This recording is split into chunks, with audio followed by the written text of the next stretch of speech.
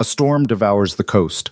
A woman with a shattered leg drags herself across a splintering pier, wood buried in her ribs, blood washing into the rain. She's already decided. The ocean is kinder than what's chasing her. Then he appears.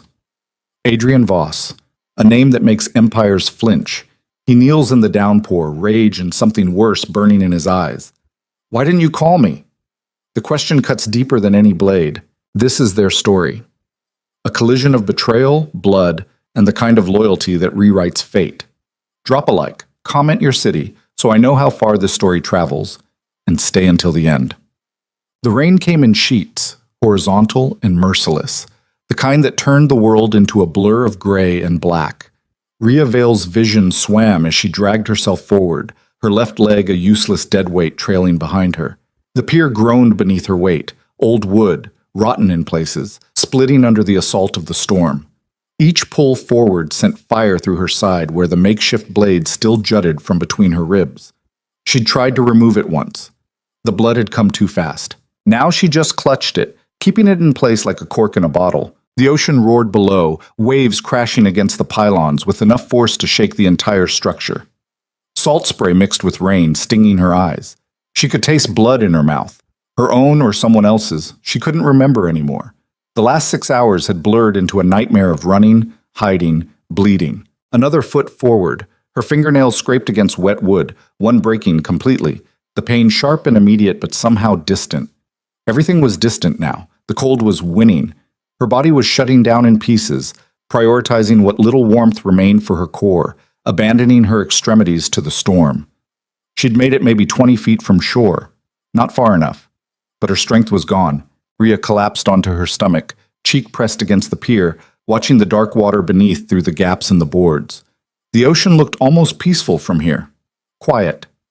Final. Better than the alternative. Better than what Luca Moretti would do if his people found her alive. She closed her eyes. The wind howled. The rain hammered down. The pier creaked and swayed like a dying animal. Then footsteps. Heavy. Deliberate. Moving toward her through the storm with the certainty of someone who knew exactly where they were going. Rhea's eyes snapped open. No, not now. Not when she was this close to it being over. She tried to move, to drag herself further, but her body refused. She managed to turn her head, rain immediately pelting her face, blurring her vision. A figure cut through the chaos. Tall, broad-shouldered, dressed in black that was now plastered to his frame, ruined by the downpour. He moved like the storm didn't exist, like the wind and rain were simply irrelevant details. Adrian Voss. Rhea's breath caught, pain lancing through her chest with the movement. Of all the people who could have found her, it had to be him. He reached her in seconds, dropping to one knee beside her broken body. Up close, his face was all sharp angles and controlled fury. Dark hair plastered to his skull, water running down features that looked carved from stone. But his eyes, black in the storm's darkness, burned with something that made her chest tighten. "Why didn't you call me?" His voice cut through the wind, low and precise. Not a question, an accusation. Rhea tried to speak, but only managed a wet cough that brought blood to her lips. She turned her face away, pressing her forehead against the pier. Adrian's hand appeared in her peripheral vision, reaching for the wood embedded in her side. "Don't." The word came out as barely a whisper, but he heard it. His hand stopped. "You're bleeding out." Good. The word hung between them for a moment. Then Adrian stood, and before Rhea could process what was happening, he'd scooped her up with the efficiency of someone moving a piece of furniture. She gasped as the wood shifted in her side, fresh agony blooming through her torso. "Put me down!" She tried to struggle, but her body had nothing left. "Let me go." "No." One word, absolute, final. He carried her off the pier like she weighed nothing, his stride never faltering despite the wind trying to knock them both sideways. Rhea's head lolled against his chest, her consciousness flickering. Through the rain, she could make out a vehicle. Black, expensive, doors already open. Someone else was there holding an umbrella that did absolutely nothing against the storm. "Hospital," the other man said. Young, nervous. "The house!" Adrian's voice left no room for argument. He slid into the back seat, still holding Rhea, and the door slammed shut behind them. The sudden absence of wind and rain felt like stepping into another world. The vehicle's interior was warm, quiet, except for the drumming of rain on the roof. Ria's teeth were chattering, her whole body shaking with cold and shock. Adrian shifted her in his arms, his hand pressing against the wound in her side, keeping pressure on the embedded wood. It hurt, but Ria was beyond caring. She could feel consciousness slipping away, the edges of her vision going dark. "Stay awake," Adrian's voice, closer now, almost in her ear. "Ria, look at me." She didn't want to. Didn't want to see whatever was in those eyes, but her gaze dragged upward anyway, finding his face inches from hers. "Why?" The question fell from her lips before she could stop it. Adrian's jaw tightened. "Because you should have called." Then the darkness took her. She surfaced slowly, consciousness returning in fragments. Soft sheets, dim light. The absence of pain, which was wrong, because she should hurt everywhere. Ria's eyes opened to an unfamiliar ceiling, high, ornate, the kind of architectural detail that screamed old money. She tried to sit up and immediately regretted it as her body reminded her of every injury. The pain was there, just muted, wrapped in the cotton wool haze of serious painkillers. She was in a bed. An enormous bed in a room that looked like it belonged in a mansion. Floor-to-ceiling windows showed gray daylight, rain still streaking the glass. She had no idea how much time had passed. Ria looked down at herself. Someone had changed her clothes. She now wore a soft cotton shirt and loose pants that weren't hers. Her left leg was immobilized in a brace. Bandages wrapped her torso, and when she gingerly touched her side, she could feel the thick padding over where the wood had been. The door opened without warning. A woman entered, middle-aged, efficient-looking, carrying a tray. She noticed Ria was awake and set the tray on a side table. "You're up. Good. I'm Dr. Chen. I've been monitoring your recovery." "Where?" "Mr. Voss's estate. You've been here 3 days." The doctor moved to Ria's bedside, checking the IV Ria only now noticed in her arm. "You're lucky to be alive. The wood missed your lung by centimeters. Fractured femur, severe blood loss, hypothermia. You coded once in surgery." Ria processed this slowly, her mind still foggy. "I need to leave." "You need to stay in bed for at least another week, maybe 2. Dr. Chen made notes on a tablet. "Your body went through significant trauma." "I don't care." Ria started trying to sit up properly, gritting her teeth against the pain even through the medication. "I can't be here." "You don't have a choice." The new voice came from the doorway. Adrian stood there, still dressed in black but dry now, perfectly composed. He looked like he'd stepped out of a board meeting, not like someone who'd carried a dying woman through a storm 3 days ago.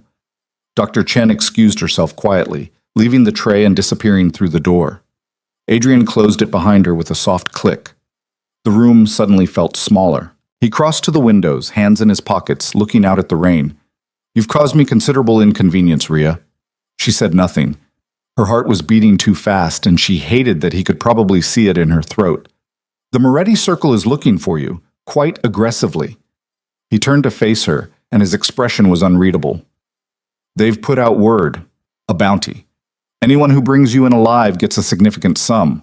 Dead is also acceptable, though worth slightly less." Ria's hands fisted in the sheets. "Then you should collect." Something flickered across Adrian's face. Anger, maybe. Or disappointment. It was gone before she could identify it. "I want to know what you stole from me." The words hit like a physical blow. Ria felt her lungs constrict, the air suddenly thin. "I don't know what—" "Don't!" Adrian's voice didn't rise, but it cut through her attempt at denial like a blade. "I've had 3 days to put the pieces together. The Moretti job 6 weeks ago. The encrypted drives that disappeared from my Istanbul facility. The inside information someone needed to even know those drives existed." He moved closer to the bed, each step measured. "The Morettis hired you. Specifically you, because you're good at what you do. Infiltration, extraction. You've worked the gray markets for years, staying off the major players' radar. Smart." He stopped at the foot of the bed, but not smart enough to ask who you were stealing from. Ria's throat was dry. She couldn't look away from him, pinned by that dark gaze. "They told you it was a corporate espionage job. Clean, simple. Get in, grab the data, get out." Adrian tilted his head slightly. "What went wrong?" "I'm not telling you anything." "You will." No threat in his tone, just certainty. Because the Morettis left you to die, Rhea. They knew you'd been compromised. They knew I was coming, and they fed you to me like bait to see what I'd do. That couldn't be right. Rhea had completed the job. She'd delivered the drives to the drop point exactly as specified. The ambush had come later, when she was already clear, when she thought she was safe. Her mind stuttered over the timeline. The timing had been too perfect. The mercenaries had known exactly where she'd be, exactly when. Not following her, waiting for her. You're lying, but her voice lacked conviction. Adrian pulled out his phone, tapped the screen a few times, then turned it toward her. Security footage, grainy but clear enough. A warehouse she recognized, the drop point. Rhea watched herself enter, place the bag containing the drives, and leave. Then, 30 seconds after she disappeared from frame, a different figure entered. Took the bag. Left. That's Luca Moretti himself, Adrian said quietly. Personally collecting the merchandise. Except he only took 2 of the 3 drives. The third he left, along with a tracking device that pinged my security team within the hour. Rhea felt cold spreading through her chest. No. They wanted me to find you. Wanted to see if I'd kill you, or if there was something more interesting at play. Adrian pocketed his phone.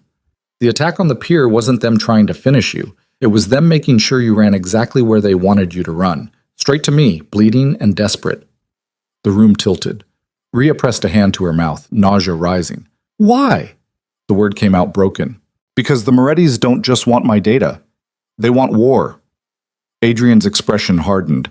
They want me to react, to come at them publicly, to give them an excuse to rally the other families against me. He moved around the bed, closer to her side. Rhea wanted to lean away but couldn't, her body still too weak. So I'll ask again, why didn't you call me? We're not... Rhea struggled for words. I don't know you. Yes, you do. Adrian's voice dropped lower. 3 years ago, Prague. You were running from a Belgian syndicate contract that went wrong. I pulled you out of that situation. The memory hit her like cold water. A safe house. A man in the shadows offering protection. No questions asked, no payment required. She'd been terrified, certain it was a trap, but he'd simply given her a clean passport and a plane ticket and walked away. She'd never known his name, never seen his face clearly, just a voice in the dark and a hand extended when she had no other options. That was you? I've been watching your career since then. Adrian's gaze didn't waver. You're talented, careful. You don't take jobs that involve casualties. You have a code, which is rare in your line of work. He paused. And 6 months ago, you stopped being careful. You started taking risks, dangerous jobs from dangerous people. Rhea looked away. Her hands were shaking. What changed? Adrian asked. She wasn't going to answer. Couldn't. The words locked in her throat, protected by years of practice at keeping secrets. Then Adrian said quietly, Her name is Elena. Your sister. 22 years old, student at Columbia, currently on medical leave. Rhea's head snapped back toward him, fear spiking through the drug haze. Don't you dare! She has acute lymphoblastic leukemia, diagnosed 8 months ago. Aggressive type. She needed treatment immediately. Adrian's voice remained level, factual. Treatment that costs more money than you've ever seen. So you did what you had to do. You took jobs from people you shouldn't have, including Luca Moretti. Tears burned Rhea's eyes. She blinked them back furiously. If you touch her, I already have. The world stopped. Adrian reached into his jacket and pulled out a phone, different from his own. He unlocked it and passed it to Rhea. The screen showed a photo. Recent. Elena wearing a hospital gown but smiling, giving a thumbs up to the camera. She looked tired but alive. There was a date stamp, yesterday. She's at a private facility in Switzerland, Adrian said. Best oncology program in the world. Dr. Hoffman is personally overseeing her care. All expenses covered. She thinks it's a research program she qualified for. She doesn't know about you. Rhea stared at the photo, her sister's face blurring as tears finally spilled over. Why would you? Because you didn't call me. Adrian took the phone back gently. Because you tried to handle it alone and nearly got yourself killed. Multiple times from what I can see. He moved to the chair beside the bed, sitting down in a way that suggested he had all the time in the world. Here's what happens now. You stay here while you heal. You don't leave. You don't contact anyone. You don't do anything except recover. Elena stays in Switzerland getting the best care available. When you're healthy, we'll discuss your options. Ria's voice came out hoarse. What options? That depends on whether you cooperate. Adrian's expression remained neutral. The Morettis used you as a pawn. They expected me to kill you and trigger a war. Instead, you're here, alive, under my protection. I'm your prisoner. You're my guest. Adrian stood. The distinction matters. He moved toward the door, then paused with his hand on the handle. Get some rest. Dr. Chen will be back to check on you in a few hours. If you need anything, there's a call button by the bed. He glanced back at her. And Ria? Don't try to leave.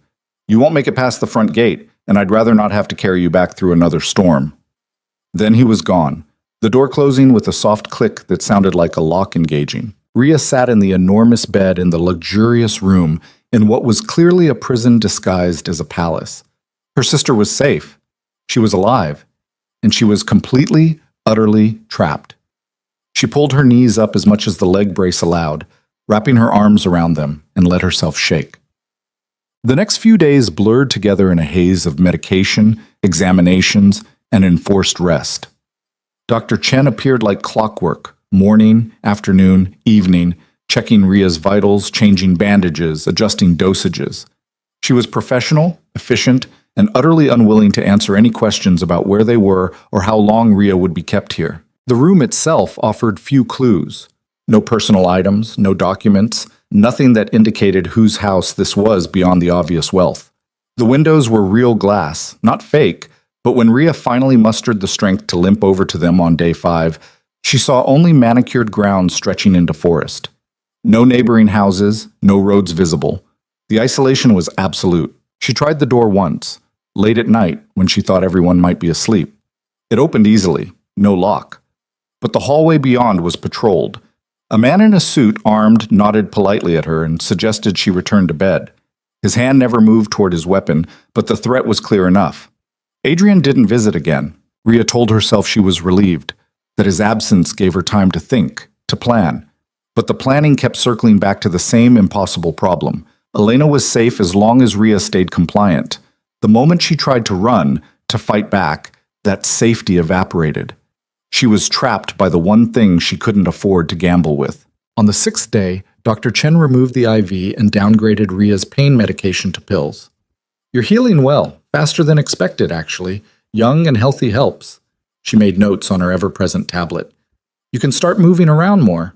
Gentle walks. Don't push it. When can I leave? Dr. Chen didn't look up. That's not my department. After she left, Ria forced herself out of bed and into the attached bathroom, her first real look at herself since waking up. The mirror showed a stranger. Pale skin, hollowed cheeks, hair that desperately needed washing. The bruising across her ribs had faded to yellow-green, visible at the edges of her bandages. Her leg brace was bulky and restrictive, but she could put some weight on it now. She looked like someone who'd barely survived. She looked like someone who'd given up. The anger that thought sparked was the first thing she'd felt besides fear and exhaustion in days. Ria gripped the edge of the sink, staring at her reflection. No, she wasn't giving up. She was surviving, like she always had, and survivors found a way out. The next day, she ventured beyond her room. The hallway was wide, decorated with art that probably cost more than most people made in a lifetime. Thick carpet muffled her uneven footsteps as she made her way toward what she hoped was downstairs. The guard from before was gone, though she had no doubt she was being watched through cameras. She found a grand staircase and descended carefully, gripping the railing. The ground floor opened into a massive foyer, marble floors, crystal chandelier, the kind of space designed to intimidate. Can I help you? Ria turned to find a woman in her 50s, impeccably dressed, looking at her with polite inquiry. I'm just walking. Doctor's orders. Of course. The woman's smile didn't reach her eyes. I'm Mrs. Kovach, the house manager. If you need anything during your stay, please let me know. Where's Adrian? Mr. Voss is attending to business. He'll return when his schedule permits. The tone suggested this was a common occurrence. Would you like lunch? The kitchen can prepare whatever you'd prefer. Ria's stomach growled, betraying her. She hadn't had real food in days, just broth and bland things Dr. Chen had approved. Anything's fine. Mrs. Kovach led her through the house to a smaller dining room, though smaller was relative given it could still seat 12. A meal appeared within 20 minutes. Roasted chicken, vegetables, bread that was still warm. Ria tried to eat slowly, but her body had other ideas. She was ravenous. She was halfway through when the door opened and Adrian walked in. He looked the same as before, perfectly put together, dark suit, not a hair out of place, but there was something in the set of his shoulders, a tension that suggested wherever he'd been, whatever he'd been doing, hadn't gone smoothly. Their eyes met across the table. "You're up," he said. Dr. Chen cleared me for movement. Adrian moved to the sideboard, poured himself a drink, whiskey, from the look and smell, and took the chair across from her. Not at the head of the table, but directly opposite, close enough to make casual conversation impossible. He took a sip of his drink, studying her over the rim of the glass. "How's the pain?" "Manageable." "That's not what I asked." Ria set down her fork. "It hurts. Everything hurts. But I've had worse." "I know." Adrian set his glass down. "I've read your medical history. The scar on your shoulder from the Antwerp job. The 3 broken ribs from Madrid. The concussion in Seoul that should have killed you. The fact that he had access to her medical records should have surprised her. It didn't. Is this where you tell me I'm reckless? No. This is where I tell you that you're going to get yourself killed, and your sister will be alone." His gaze didn't waver. "Elena doesn't have anyone else, does she? No other family? No one who can take care of her if you're dead?" Ria's jaw tightened. "You don't get to talk about her. Someone has to." Adrian leaned back in his chair. "You've spent 6 months destroying yourself to save her, taking jobs from criminals, burning through contacts, making enemies. And for what? The money wasn't enough. It was never going to be enough. I was handling it. You were dying by inches." His voice remained level, almost gentle, which made the words cut deeper. "Another month and you would have taken a job you couldn't walk away from. If the Morettis hadn't gotten to you first, someone else would have." Ria pushed her plate away, her appetite gone. "What do you want from me?" "I already told you. Cooperation." "That's not an answer." Adrian was quiet for a moment, rolling his glass between his palms. When he spoke again, his voice was different, quieter, but somehow more present. "The drives you stole contained financial records, accounts, transactions, names, evidence of money laundering operations across 6 countries, worth billions." He met her eyes. "Luca Moretti wants that information because it gives him leverage over every major player in the Eastern European underground, including me. So get it back." "I intend to." Adrian's smile was cold. "But Luca's smart. He's already copied the data, distributed it to secure locations. Going after him directly would trigger exactly what he wants: open war." Ria waited, sensing there was more. "Instead," Adrian continued, "I'm going to dismantle his operation piece by piece, quietly, efficiently. By the time he realizes what's happening, he'll have nothing left. No soldiers, no territory, no allies." He paused. "No leverage. And where do I fit into this?" "You're the proof that he's willing to sacrifice his own assets. The Morettis are old family, traditional. They value loyalty above everything. When word gets out that Luca left one of his contractors to die as bait," Adrian's expression darkened. "His own people will start questioning him." Understanding dawned, cold and heavy in Ria's stomach. "You want to use me to turn his organization against him.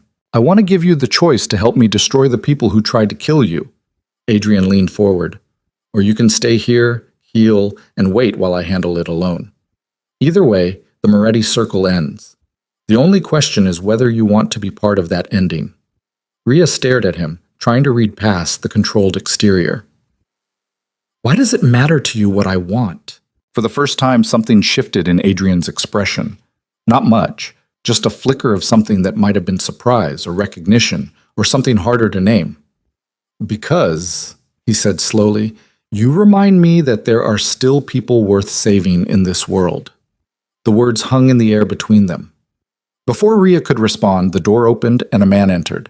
Late 20s, Asian, moving with the careful efficiency of someone who'd interrupted important conversations before. "Sir, we have a situation." Adrian's attention shifted immediately. "What kind?" "Moretti's people. They hit the Rotterdam safe house an hour ago. 3 of our guys dead, 1 missing. They took the servers." A muscle ticked in Adrian's jaw. He stood draining the last of his whiskey. Lock it down. Full sweep. I want to know how they found it. The man nodded and disappeared. Adrian looked back at Rhea, and for just a second she saw something raw beneath the controlled surface. Anger, yes, but also calculation, and underneath it all, a kind of weariness that suggested this war had been going on longer than she knew. Think about what I said. He headed for the door, then paused. And Rhea, don't mistake my protection for weakness. I'm giving you a choice because I believe in choices. But make no mistake, if you cross me, if you try to run, if you do anything that threatens what I'm building here, he turned back, his eyes black and absolute. I will burn everything you care about to ash and make you watch. Then he was gone, leaving Rhea alone in the dining room with the remains of her meal and a choice that wasn't really a choice at all. She sat there for a long time, staring at nothing, feeling the walls of her cage settle more firmly into place. Outside, the rain had finally stopped, but the storm, she was starting to understand, had barely begun. Rhea didn't sleep that night. She lay in the enormous bed, staring at the ceiling, replaying Adrian's threat over and over. I will burn everything you care about to ash and make you watch. The words weren't dramatic posturing. They were a promise, delivered with the calm certainty of someone who'd done it before. She'd seen men like him in her line of work. The ones who didn't shout, didn't bluster, didn't waste energy on displays. They just acted, efficiently, brutally. And by the time you realized what was happening, it was already too late. The difference was that Adrian had also saved her life, had put Elena in the best facility money could buy, had offered her a choice when he could have just made her disappear. She didn't know what to do with that contradiction. Around 3 a.m, she gave up on sleep and limped to the window. The grounds were lit by subtle landscape lighting, casting long shadows across the manicured lawn. Beyond that, darkness. Forest. Nothing else. She pressed her forehead against the cool glass, feeling the ache in her leg, the pull of healing tissue in her side. Her body was a map of bad decisions, each scar a reminder of a job that had gone wrong, or almost wrong, or wrong enough to leave a mark. How many more marks could she take before there was nothing left? A soft knock interrupted her thoughts. Rhea turned, confused. It was the middle of the night. Dr. Chen wouldn't be making rounds now. Come in. The door opened to reveal a girl, young, maybe 16, wearing pajamas and an oversized cardigan. She had dark hair pulled into a messy bun and carried a tray with tea and what looked like cookies. Sorry, the girl said, her voice soft. I saw your light was on. Thought you might want something. She hesitated in the doorway. I'm Mira. I live here. Rhea hadn't expected this. A teenager. In Adrian Voss's fortress. It's late, Rhea said carefully. I don't sleep much either. Mira came in anyway, setting the tray on the side table. Up close, Rhea could see the resemblance. Same dark eyes, same sharp cheekbones. Family. Uncle Adrian said you were recovering, that you'd been hurt. Uncle? The word landed strange. I'm fine, Rhea said automatically. Mira gave her a look that was far too knowing for 16. You're standing at a window at 3 a.m. with a leg brace and bandages. That's not fine.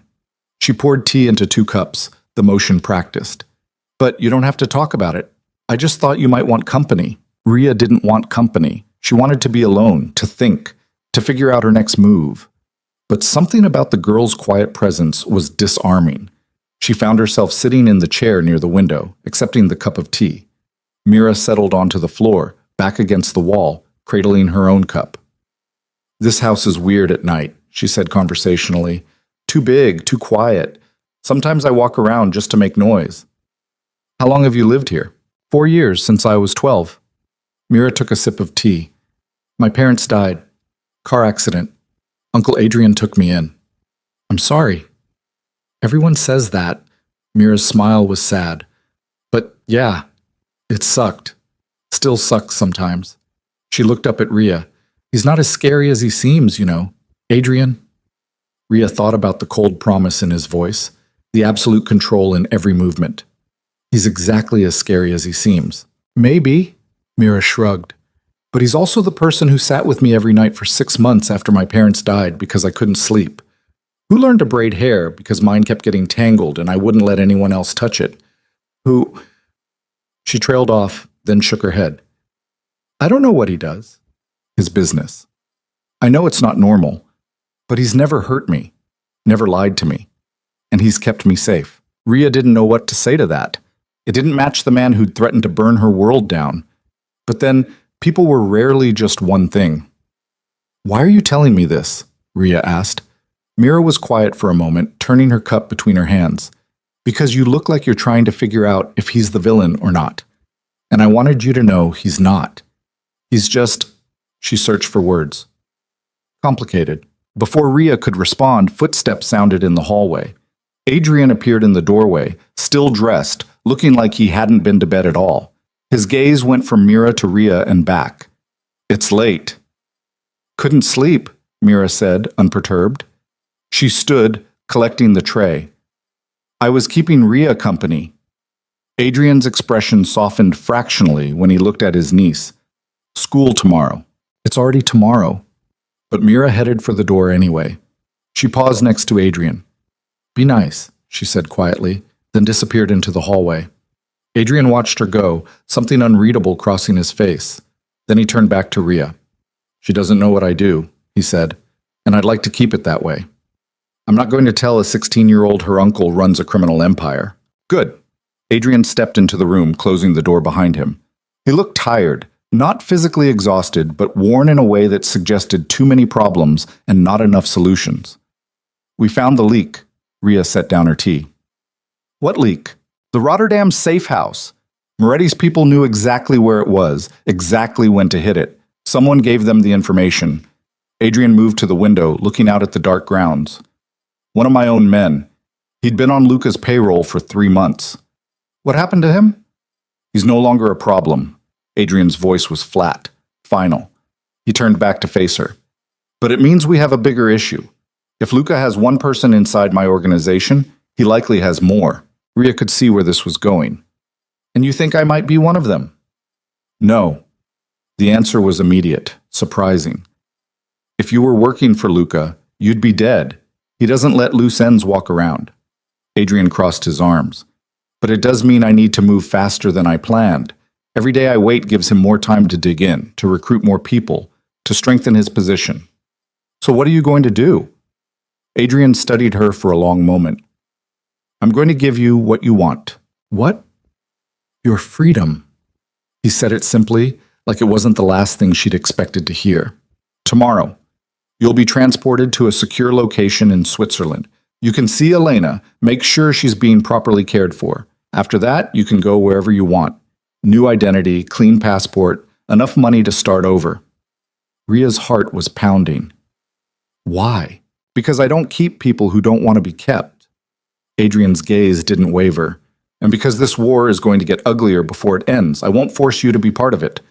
It was everything she'd wanted. Freedom, Elena, a way out. So why did it feel like a trap? "What's the catch?" Ria asked. "No catch, but..." Adrian moved toward the door. "But the offer expires tomorrow night. After that, things change. The situation becomes too dangerous to let anyone leave." He opened the door, paused. "Get some sleep, Ria. You have a decision to make." Then he was gone, and Ria was alone with her tea and her thoughts, and a choice that should have been easy but felt like standing on the edge of a cliff. Morning came too fast. Dr. Chen appeared at 8, running through her usual checks, pronouncing Ria fit for travel if she chose to go. Mrs. Kovach brought breakfast, eggs, toast, fruit, and mentioned that a car would be ready whenever Ria was. Everyone was being so carefully neutral, so polite, like they were all waiting for her to do something. Ria picked at her food, her appetite gone. She should be packing, getting ready. This was her way out. Elena was safe, and soon Ria would be too. They could disappear, start over somewhere far from all of this. But her mind kept circling back to Adrian's face when Mira had told him to be nice, the exhaustion in his eyes when he talked about the leak, the quiet certainty in his voice when he'd said, "You remind me that there are still people worth saving." She barely knew him, didn't trust him, had every reason to run as far and fast as possible. So why was she hesitating? Around noon, Mira knocked on her door again. "Want to go for a walk? Dr. Chen said you should move around." Ria agreed, grateful for the distraction. They made their way downstairs and out into the grounds. The day was overcast but dry, the air crisp. Mira matched her pace to Ria's slower one without comment. "Are you leaving?" Mira asked after a few minutes. "I don't know." "Uncle Adrian thinks you will." Mira kicked at a stone on the path. "He told Mrs. Kovach to prepare the guest suite for someone new. He only does that when he thinks someone's not coming back." Ria glanced at the girl. "Would you leave? If you were me?" Mira was quiet for a long time. They'd made it halfway around the garden before she answered. "I don't know what happened to you, what you did, or what was done to you, but—" She stopped walking, turning to face Ria. "My parents died because someone ran a red light. Just a random accident. No meaning, no purpose. And I spent months wishing I'd died with them because at least that would have made sense." Tears were gathering in Mira's eyes, but her voice stayed steady. "Adrian didn't have to take me in. He could have found some distant relative, or put me in a good boarding school, or any number of things that would have been easier. But he brought me here, made space for me, let me be angry and broken and awful for as long as I needed to be." She wiped at her eyes. "So yeah, I'd probably leave too if I were you, because staying means owing someone something, and that's scary. But leaving also means you never find out if maybe they're worth staying for." Then she walked away, heading back toward the house, leaving Ria standing alone in the garden with her words echoing in the cold air. The afternoon dragged. Ria tried to read, couldn't focus, tried to rest, couldn't settle. She kept checking the clock, watching the hours slip away toward Adrian's deadline. At 5, Mrs. Kovach informed her the car would be ready at 7 if she wanted it. At 6, Ria finally forced herself to think practically. She'd need clothes, money, a plan for where to go after Switzerland, how to keep Elena safe once they left Adrian's protection. That thought stopped her cold. Once they left Adrian's protection. Because right now, Elena was in the best cancer facility in the world, getting treatment that was working. Dr. Hoffman was a genius. His success rates triple the global average. And it was all because Adrian Voss had decided to save a girl he'd never met to protect a woman who'd stolen from him. If Ria left, would that continue? Or would Adrian withdraw his support, send Elena back to whatever public hospital would take her, let her slip through the cracks of a system that didn't care about one more sick girl without money? He'd said no catch, but that didn't mean there wouldn't be consequences. Ria pressed her hands against her face, trying to think. The smart move was to leave, get out while she could, figure out Elena's treatment on her own somehow. But the job with the Morettis was supposed to be the smart move too. And look where that had gotten her. A knock on the door. Ria lowered her hands. "Come in." Adrian entered, and she knew immediately something had changed. He looked like he hadn't slept, his jaw tight, his movements sharper than usual. "What happened?" Ria asked. "Luca made a move." Adrian's voice was clipped. "He hit 3 of my supply routes simultaneously, burned 2 warehouses, killed 6 people." He moved to the window, staring out with barely controlled fury. "And he sent me a message, said to ask you what happens to thieves in the old families." Ria's blood went cold. "What does that mean?" Adrian turned to face her, and his expression was granite. "In traditional organized crime, there's a punishment for theft. They cut off your hands." He paused. "But Luca's more creative. He takes something you value, something you can't replace." Understanding hit like a physical blow. "Elena, he doesn't have her." Adrian said it quickly, firmly. "The facility is secure. I've tripled the guards. But he knows where she is now. He's making it clear that if I continue to protect you, he'll go after her." Ria couldn't breathe. The room tilted, her vision narrowing. "You have to send me away, now. If he thinks I'm gone, he won't believe it unless you're actually gone. Verified. Confirmed." Adrian's jaw clenched. "And even then, there's no guarantee he won't go after her anyway, just to make a point." "Then what do we do?" Ria heard the desperation in her own voice and hated it.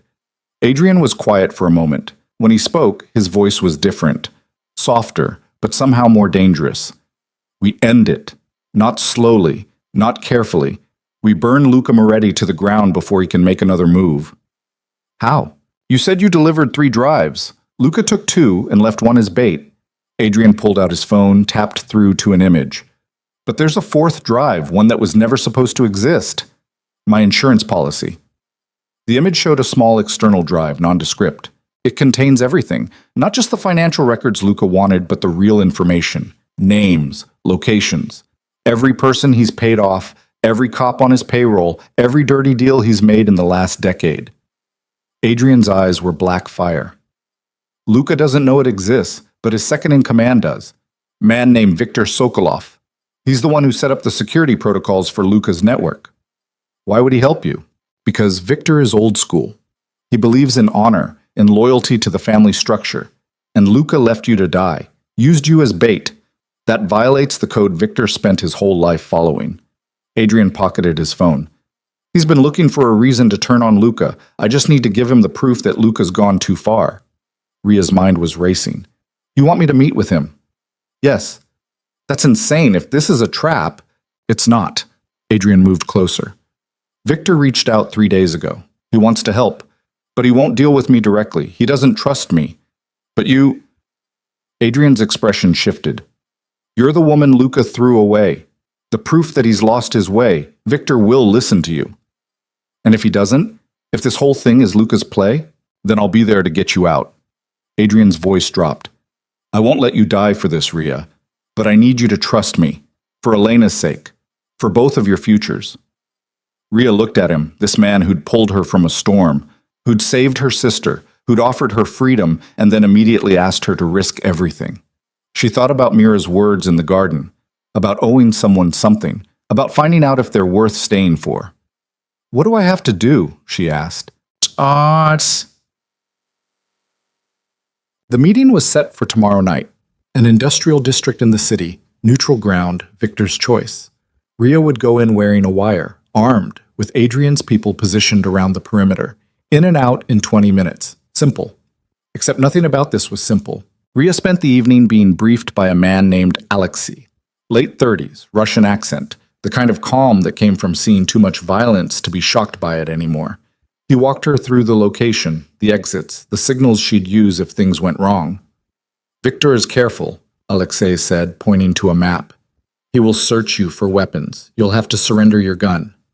Then how am I supposed to defend myself? Alexei smiled slightly. You won't be defenseless. He handed her what looked like an ordinary pen. Click it twice. Triggers a distress beacon. We'll be there in 90 seconds. A lot can happen in 90 seconds. Yes. Alexei didn't sugarcoat it, which is why you need to be smart. Stay calm. If it feels wrong, you click the pen and you run. Understand? Ria nodded, pocketing the pen. Adrian appeared in the doorway. Alexei, give us a moment. The Russian left without comment. Adrian closed the door, leaning against it. You don't have to do this, he said. Yes, I do. Ria met his gaze. Elena's in danger because of me, because I took a job I shouldn't have taken. I'm not going to hide while other people clean up my mess. This isn't about cleaning up your mess. This is about survival. Adrian pushed off the door, moving closer. Luka wants a war. I'm giving him one. But wars have casualties, and I don't... He stopped himself, jaw tightening. Don't what? I don't want you to be one of them. The admission seemed to cost him something. You were supposed to leave today. Be safe. Instead, you're walking into a meeting that could get you killed. Why do you care? Ria asked. The question had been building since the pier, since he'd carried her broken body through a storm. You barely know me. Adrian was quiet for a long moment. When he spoke, his voice was rough. 3 years ago, I made a choice. I saw someone who needed help, and I helped them.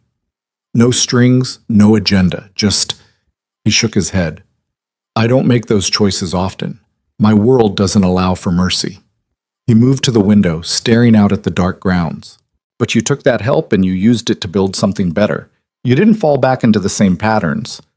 You tried to go legitimate, to make a clean life. He glanced back at her. And then life kicked you in the teeth anyway. Your sister got sick. You did what you had to do. I stole from you, Ria said. You stole from someone you thought was a corporation, an abstract entity. You didn't know you were stealing from me. Adrian turned fully to face her. And when the Morettis betrayed you, when they left you to die, you didn't come to me for revenge. You crawled onto a pier and tried to disappear quietly. You chose peace over war. He crossed the space between them, stopping close enough that Ria had to tilt her head back to hold his gaze. That's why I care, he said quietly. Because in my world, almost no one makes that choice. They always choose the war. Ria's heart was pounding. She could smell his cologne, see the fine lines at the corners of his eyes, the scar cutting through his left eyebrow. "And what about you?" she asked. "What do you choose?" Adrian's expression shifted, something raw flickering beneath the control. "I choose to protect the things I decide are worth protecting." His hand came up, fingers brushing her jaw with surprising gentleness. "And right now, that includes you." The air between them felt electric. Rhea knew she should step back, put distance between them, but she couldn't move. "Adrian!" The door burst open. Alexei stood there, his usual calm shattered. "Sir, we have a problem." Adrian's hand dropped, his mask sliding back into place instantly. "What kind?" "Victor's dead. Killed an hour ago in his apartment. Single shot, professional." The room went cold. Rhea felt her stomach drop. "Luca?" Adrian asked, already knowing the answer. "Has to be." Victor's apartment was secure. Someone he trusted got close enough to put a bullet in his head. Alexei's expression was grim. "And that's not all. There's been a breach at the Swiss facility. Someone tried to get into Elena's wing. Security stopped them, but Rhea didn't hear the rest." Blood roared in her ears. She pushed past Adrian, past Alexei, out into the hallway. She needed air, needed space, needed... Adrian caught her arm, spinning her to face him. "Rhea, listen to me. He's going after her, right now, while we're standing here talking." Rhea tried to pull away, but Adrian's grip was firm. "She's safe. Security stopped the breach. She's in lockdown, full protection." Adrian's voice cut through her panic. "But you're right about one thing. Luca's escalating. He killed Victor to send a message. He tried for Elena to prove he can reach her. This ends now." "How?" Rhea's voice broke. "Your inside man is dead. We have no way to get to Luca." Adrian's expression turned to stone. "Then we stopped being subtle." He released her arm, turning to Alexei. "Call everyone in. I want full mobilization. We're going to hit every Moretti operation in this city simultaneously." "Sir, that's war. I know." Adrian's voice was ice. "Luca wanted a war. He's going to get one." Alexei nodded and disappeared down the hallway, already pulling out his phone. Adrian turned back to Rhea. His eyes were black, absolute, terrifying in their certainty. "Tomorrow night, the Moretti Circle ceases to exist. Every warehouse, every safe house, every business they own. Gone." He stepped closer. "And Luca himself? I'm going to make sure he understands what it costs to threaten people under my protection." "What about Elena?" Rhea asked. "Already arranged. She's being moved to a different facility. New location, new identity, security detail that would make a presidential bunker jealous." Adrian's jaw clenched. "Luca will never find her. I promise you that." Rhea wanted to believe him, needed to believe him, but trust didn't come easy, not in her world. "And what about me?" she asked. Adrian's expression softened fractionally. "You stay here, safe, out of the line of fire." "No." "Rhea." "No." She straightened, ignoring the pain in her leg, the pull of her healing wounds. "You said Luca used me as bait, made me look weak. Let his people think I was just another expendable contractor." Her voice hardened. "I want him to see that he was wrong. I want to be there when you take him down." "This isn't about revenge." "Yes, it is." Rhea met his gaze without flinching. "He tried to kill me. He went after my sister, and he's going to know that was a mistake." Adrian studied her for a long moment. Then, slowly, he nodded. "Tomorrow night," he said. "We finish this." So, the next day moved with the terrible momentum of something inevitable. Adrian's people swept through the house like a storm, weapons and equipment appearing from hidden armories, tactical plans being drawn up and revised and redrawn. Rhea watched from the sidelines, trying to stay out of the way. Alexei had given her a Glock and showed her how to quick draw despite the leg brace. Dr. Chen had appeared one last time, checking her injuries, pronouncing her fit enough for what was coming, but advising against it anyway. Mira found her in the library around noon. The girl looked scared. "Uncle Adrian told me to pack a bag. Said I'm going to stay with friends for a few days." She sat down next to Rhea. "Something bad's going to happen, isn't it?" Rhea didn't know how to answer that. She settled for honesty. "Yeah, something bad. Will he be okay?" Mira's voice was small. "Adrian?" "I don't know." They sat in silence for a while. Then Mira reached over and took Ria's hand, squeezing it tight. "Bring him back," she whispered. "Please." Ria squeezed back, unable to make that promise, but wanting desperately to try. As evening approached, Adrian gathered everyone in what he called the operations room, a converted study filled with monitors and maps and the controlled chaos of planned violence. 3 primary targets, he said, pointing to locations on a map. Moretti's main warehouse in the Port District, his legitimate business front downtown, and his personal compound in the hills. He looked around at the assembled faces, 20 of his best people, armed and ready. We hit all 3 simultaneously at 2200 hours. Full sweep, no survivors. Someone raised a hand. What about Luca himself? Adrian's smile was cold. He'll be at the compound. That's where I'll be. The room shifted, tension ratcheting up. Going after Luca personally was different from raiding his operations. It was execution, not war. Rules of engagement? Alexei asked. Anyone who surrenders walks out alive. Anyone who fights dies. Adrian's gaze swept the room. But Luca doesn't get the option to surrender. He ends tonight. No one argued. The briefing continued, details and contingencies and backup plans. Ria absorbed what she could, trying to imagine what the next few hours would bring. Finally, Adrian dismissed everyone except Ria and Alexei. Ria rides with me, Adrian said. She stays in the vehicle until the compound is secured. No. Ria stood her ground. I'm not sitting in a car while you risk your life. You're still healing. You'll be a liability in a firefight. Then don't put me into firefight, but I'm going in with you. She met his gaze. You promised I could be there when you took him down. Adrian's jaw tightened. For a moment she thought he'd refuse. Then he nodded curtly. You stay behind me. You do exactly what I say. The second I tell you to leave, you leave. Understood? Understood. Alexei looked between them, then shook his head slightly.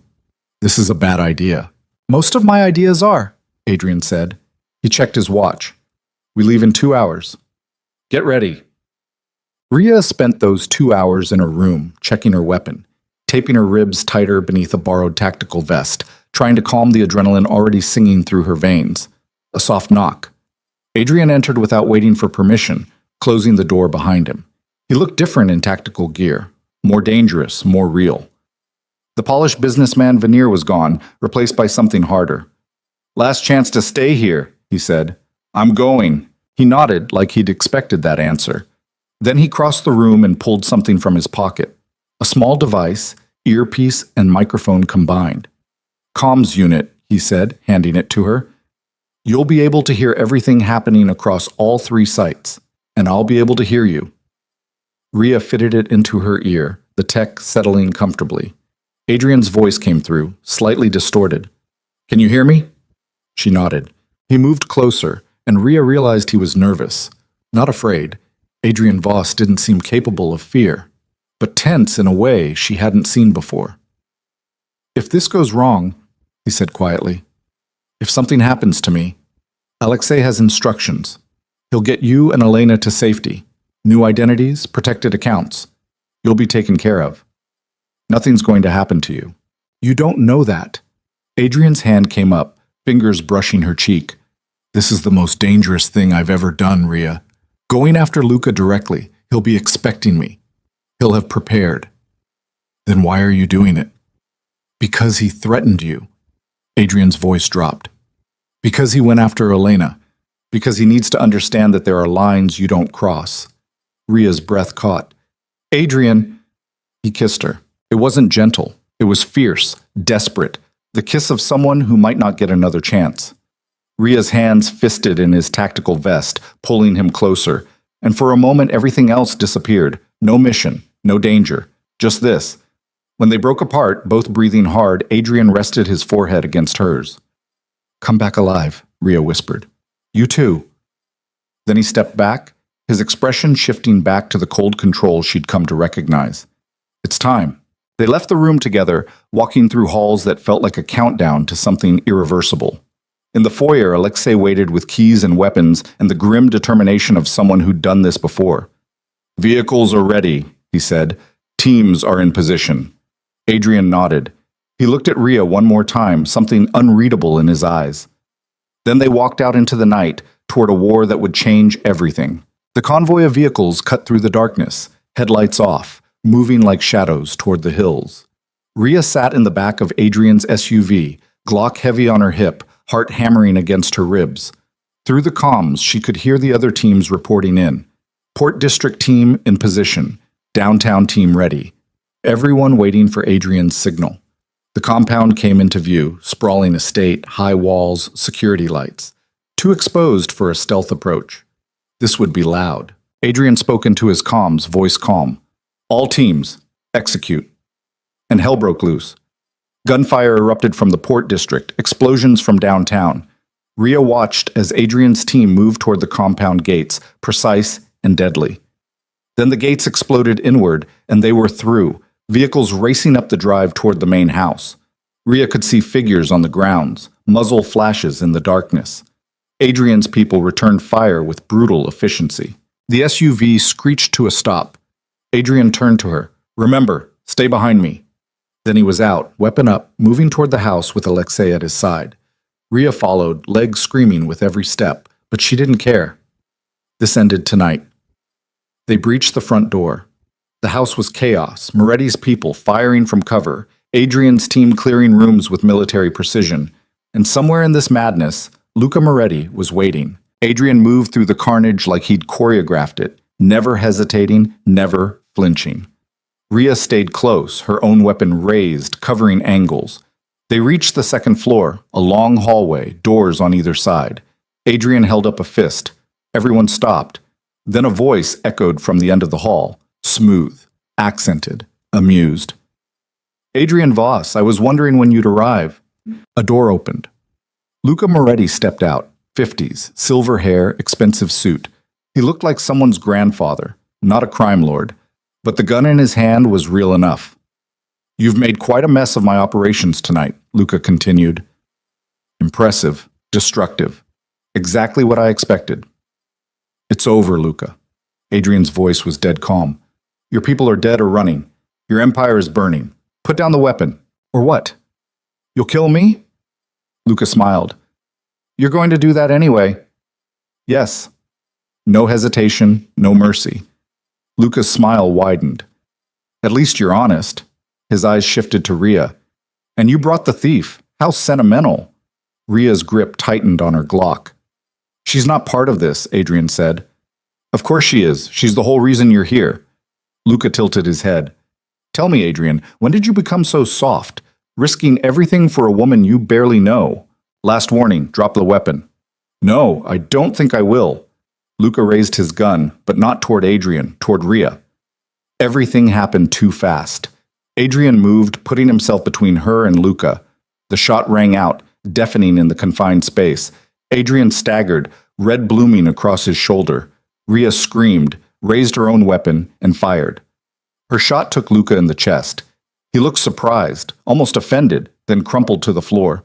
Alexei and the others rushed forward, securing the body, clearing the remaining rooms. But Rhea couldn't focus on any of that. She dropped to her knees beside Adrian, hands pressing against his shoulder, trying to stop the bleeding. I'm fine, he gritted out, but his face was pale. You're shot, you idiot. Tears were running down Rhea's face, and she didn't care. Why did you do that? Adrian's hand came up, bloody fingers touching her cheek. Because some things are worth protecting.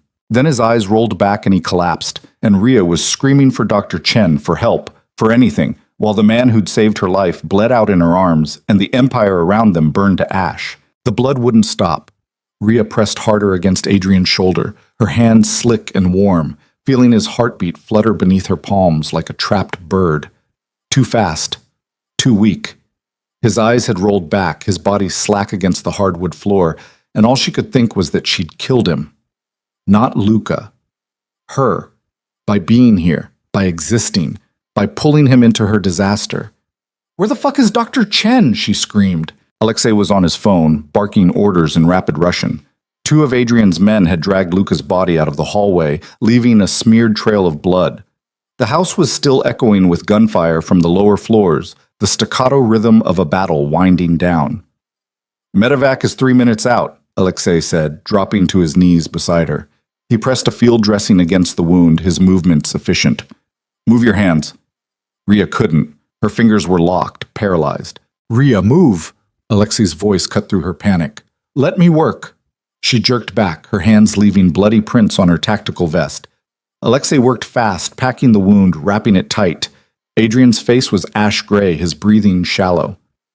He's going into shock, Alexei muttered. He looked up at one of his men. Get me the medical kit, now!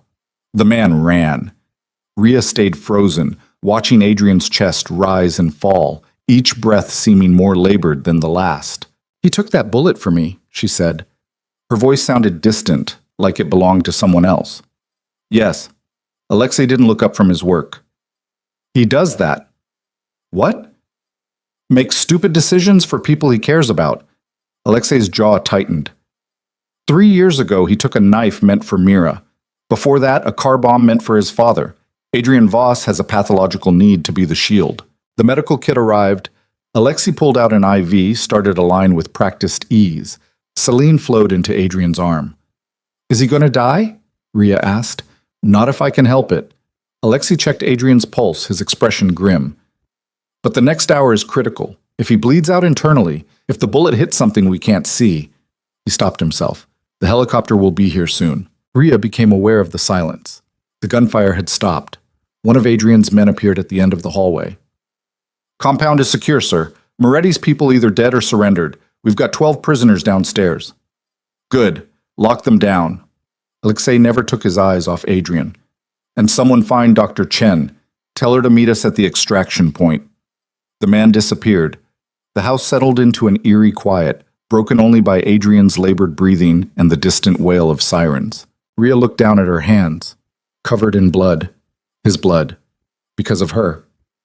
This is my fault, she whispered. No. Alexei's voice was sharp. This is Luca Moretti's fault. He started this war. He went after Elena. Adrian just finished it. But it didn't feel finished. It felt like the beginning of something worse. The helicopter landed on the compound's lawn 5 minutes later, rotors screaming, kicking up debris. 4 men in tactical medical gear jumped out, moving with the efficiency of a trauma team. They had Adrian on a stretcher in seconds, IVs still attached, pressure dressings in place. Dr. Chen was with them, her face tight with concentration. She did a rapid assessment, checked his vitals, then looked at Alexei. We need to move. Now. He's lost too much blood. They carried Adrian toward the helicopter. Ria followed, her legs screaming in protest, but she didn't care. She wasn't leaving him. Dr. Chen grabbed her arm as she tried to climb aboard. You can't. I'm going. Ria's voice left no room for argument. Dr. Chen looked at Alexei. He nodded once. Let her go.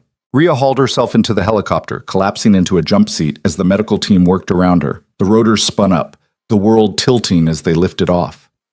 Through the open door, she could see the Moretti compound below, burning in 3 places. Emergency vehicles converging, the aftermath of their war spreading like a stain. Then they were banking away, racing toward the city, and Ria lost sight of it all. The hospital was private, exclusive, the kind of place that didn't ask questions if you paid enough. They rushed Adrian straight into surgery. Dr. Chen disappeared through swinging doors, leaving Ria and Alexei in a sterile waiting room that smelled like antiseptic and fear. Ria collapsed into a chair, her leg finally giving out. Pain radiated from her thigh, sharp and insistent. She must have torn something in the chaos. Blood was seeping through her pants. Alexei noticed. You're hurt. It doesn't matter. It does. He pulled out his phone. I'm getting someone to look at that. I said it doesn't matter. Ria's voice cracked. She pressed her hands to her face, feeling the dried blood crack against her skin. He's dying because of me. He's dying because he made a choice. Alexei sat down heavily beside her. Same choice he'd make again if given the option. Why? He barely knows me. Alexei was quiet for a moment. When he spoke, his voice was softer than she'd ever heard it. When Adrian was 17, his mother was killed. Drive-by shooting, wrong place, wrong time. His father, Victor Voss, ran one of the largest operations on the East Coast. He could have retaliated, could have burned the city down looking for revenge. Alexei leaned back, staring at the ceiling. But he didn't. He let it go. Said some things weren't worth the cost. He turned to look at Ria. Adrian never forgave him for that, for choosing peace over justice, for letting his mother's death mean nothing. Alexei's expression hardened. So when Adrian took over the family business, he made a promise. He would never let someone he cared about be hurt without consequences. Ever. Ria felt something cold settle in her chest.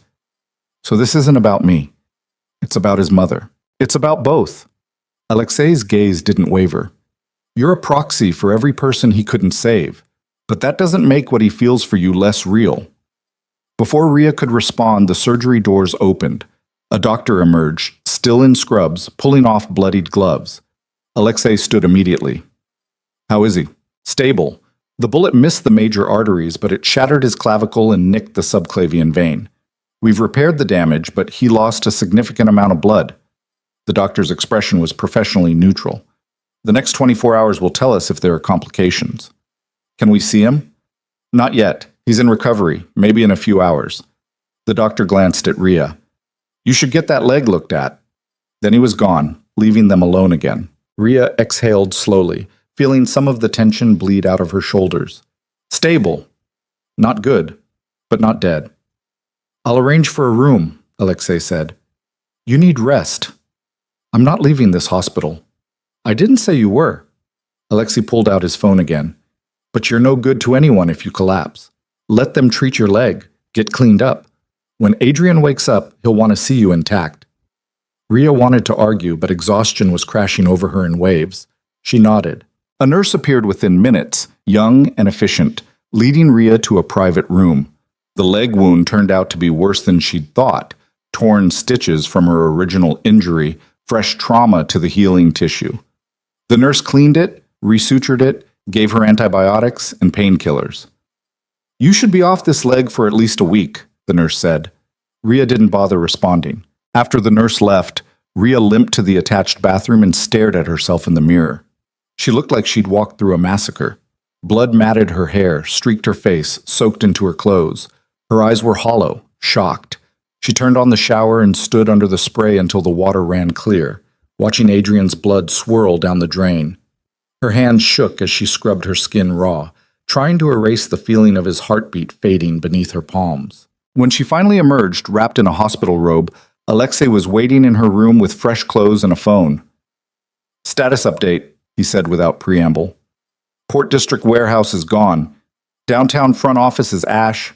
Moretti compound is crawling with federal agents.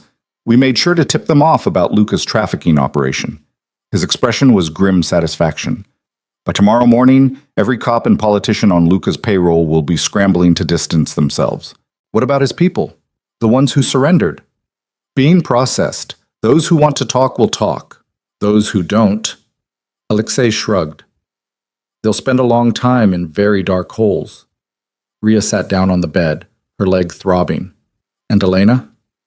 Safe. Already moved to the new facility. I spoke with Dr. Hoffman myself. She doesn't know anything happened. Alexei handed her the phone. You can call her if you want. Secure line. Ria took the phone with shaking hands. She dialed the number Alexei had pulled up, her heart hammering. 3 rings.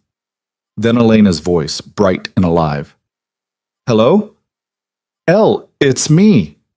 Ria! Elena's joy was immediate, unguarded. Oh my God, I've been trying to reach you for days. They said you were traveling for work, that you'd call when you could. Lies. Careful, protective lies. I'm sorry, things got complicated.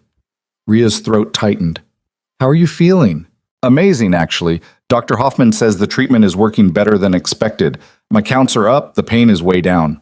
Elena laughed. I'm even eating real food again. They had me on liquid meals for weeks. It was disgusting. Ria closed her eyes, tears burning hot. That's good. That's really good, Elle. Are you okay? You sound weird. Just tired. Long week.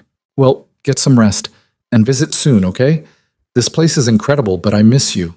Elena's voice softened. I know you're working yourself to death to pay for this. I wish you'd tell me how you're managing it. Let me help somehow. You are helping by getting better. Ria wiped at her eyes. That's all I need. They talked for a few more minutes, Elena chattering about her doctors, the other patients. The beautiful view from her room, normal things, safe things, a world completely removed from the blood and violence Ria had just walked through. When they finally hung up, Ria handed the phone back to Alexei. "She sounds good," he said. "Yeah." Ria's voice was hollow. She has no idea her sister almost died tonight. No idea that a man took a bullet to protect her. And she never will, if we do this right. Alexei pocketed the phone. "Get some rest. I'll wake you when Adrian's ready for visitors." He left. Ria lay back on the hospital bed, staring at the ceiling, and tried to make sense of the last 24 hours. She'd gone from prisoner to participant in a war. She'd killed a man, watched another man nearly die for her. And somehow, impossibly, her sister was safe and getting better. It felt like a fever dream. Sleep came in fragments, broken by nightmares of blood and gunfire, and Adrian's eyes rolling back as he collapsed. Alexei woke her 4 hours later. "He's awake, asking for you." Ria was on her feet before full consciousness returned, ignoring the protest from her leg. She followed Alexei through sterile hallways to a private wing, past 2 armed guards who nodded at Alexei, to a room at the end. Adrian was propped up in bed, pale but conscious, his shoulder heavily bandaged. An IV dripped steadily into his arm. He looked exhausted, like he'd aged 10 years in one night. But when he saw her, something shifted in his expression. Relief. Raw and unguarded. "You're alive," he said. Ria moved to his bedside, her throat too tight for words. She reached out, her hand hovering over his, afraid to touch him, afraid she'd hurt him more. Adrian caught her hand, his grip weak but sure. "I'm fine." "You got shot." "I've been shot before." His thumb brushed across her knuckles. "You got out clean. That's what matters." "You're an idiot," Ria's voice broke. "You could have died." "But I didn't." Adrian's gaze held hers. "And Luca's dead. His empire is gone. Elena is safe. We won, Ria." She wanted to believe that, wanted to feel the relief, the victory, but all she could see was the blood. The moment his eyes had closed, the terror that she'd lost him before understanding what he meant to her. "Thank you," she whispered. Adrian's expression softened. "You don't have to thank me for this." "Yes, I do." Ria sat down carefully on the edge of the bed. "You saved my life, my sister's life. You risked everything for someone you barely knew." "I know you well enough." Adrian's hand tightened on hers. "And I don't regret it. Any of it." They sat in silence for a moment, the steady beep of monitors filling the space between words. Then Alexei cleared his throat from the doorway. "Sorry to interrupt, but we have a problem." The warmth drained from the room instantly. Adrian's expression shifted back to business. "What kind?" "Federal kind." Alexei stepped inside, closing the door. "The raid on Moretti's compound turned up more than we expected. Financial records, communications, video surveillance." "That was the point," Adrian said. "Yes, but some of that surveillance includes footage from tonight, our people, our vehicles, clear shots of the attack." Alexei's expression was grim. "The FBI has identified at least 6 of our men. They're building a RICO case." Ria's stomach dropped. "How long do we have?" "Maybe 48 hours before they start making arrests." Alexei looked at Adrian. "We need to move. Get you out of the country until this blows over." "No." Adrian's voice was flat. "I'm not running." "Sir?" "I said no." Adrian struggled to sit up straighter, wincing. "We knew there would be heat from this. We planned for it. Let them build their case. By the time it gets to trial, half their evidence will be inadmissible, and the other half will be contradicted by witnesses we've already prepared." "That's a gamble," Alexei said. "Everything is a gamble." Adrian's gaze flicked to Ria. "But some things are worth the risk." Alexei sighed but didn't argue further. "I'll make arrangements. Increase security, prepare the legal team." He headed for the door, then paused. "And sir?" "The other families are asking questions. Word got out about Moretti. They want to know if this was sanctioned." "Tell them it was personal." Adrian's voice hardened. "Luca crossed a line. He paid for it. Anyone else wants to test those boundaries, they're welcome to try." Alexei nodded and left. Ria looked at Adrian, seeing the exhaustion beneath his control. "You should rest." "I will, after we talk." Adrian shifted, making room. "Sit properly. You're going to hurt yourself perching on the edge like that." Ria settled more comfortably beside him, careful not to jostle his injured shoulder. Up close, she could see the fine tremors in his hands, the pallor of his skin. He was running on fumes and stubbornness. "What happens now?" she asked. "Now?" Adrian's smile was tired. "Now we deal with the aftermath.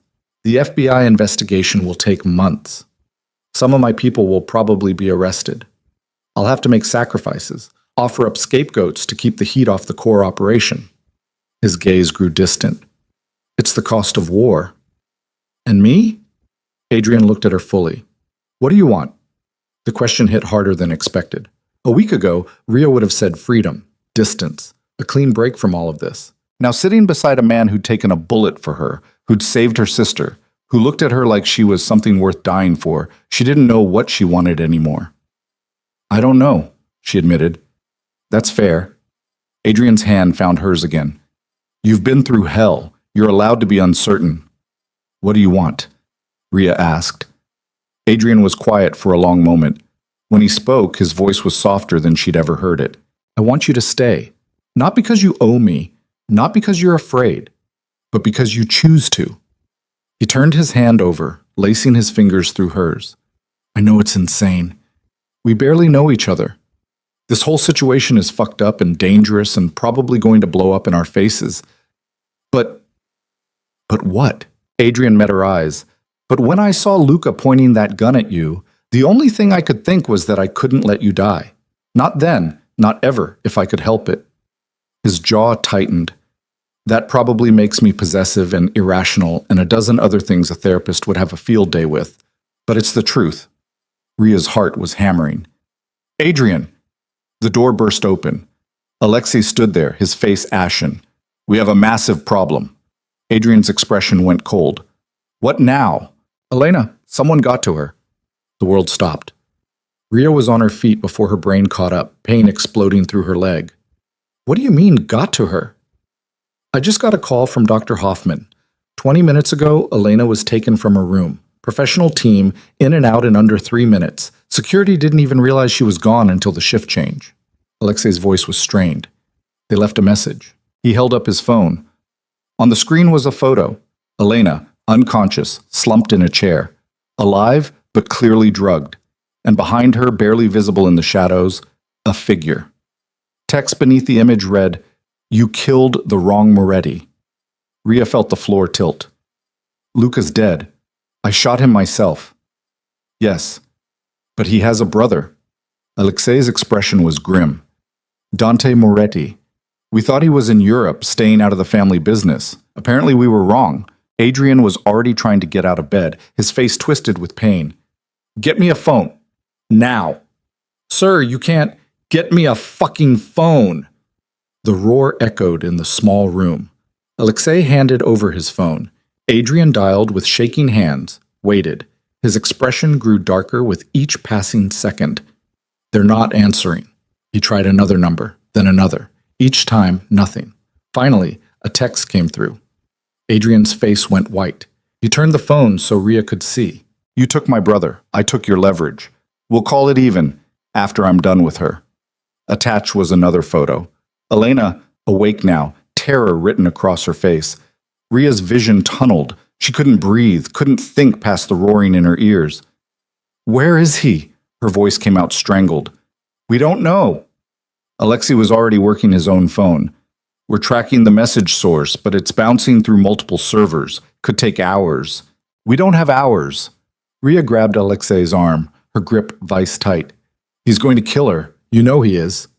"We'll find her," Adrian said, but his voice lacked conviction. Another text came through. This time, video.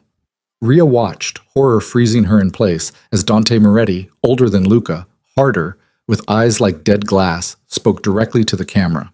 "Adrian Voss, you've been a thorn in my family's side for too long. My brother tried to handle you diplomatically. Clearly, that was a mistake." Dante's smile was poison. "So here's what's going to happen.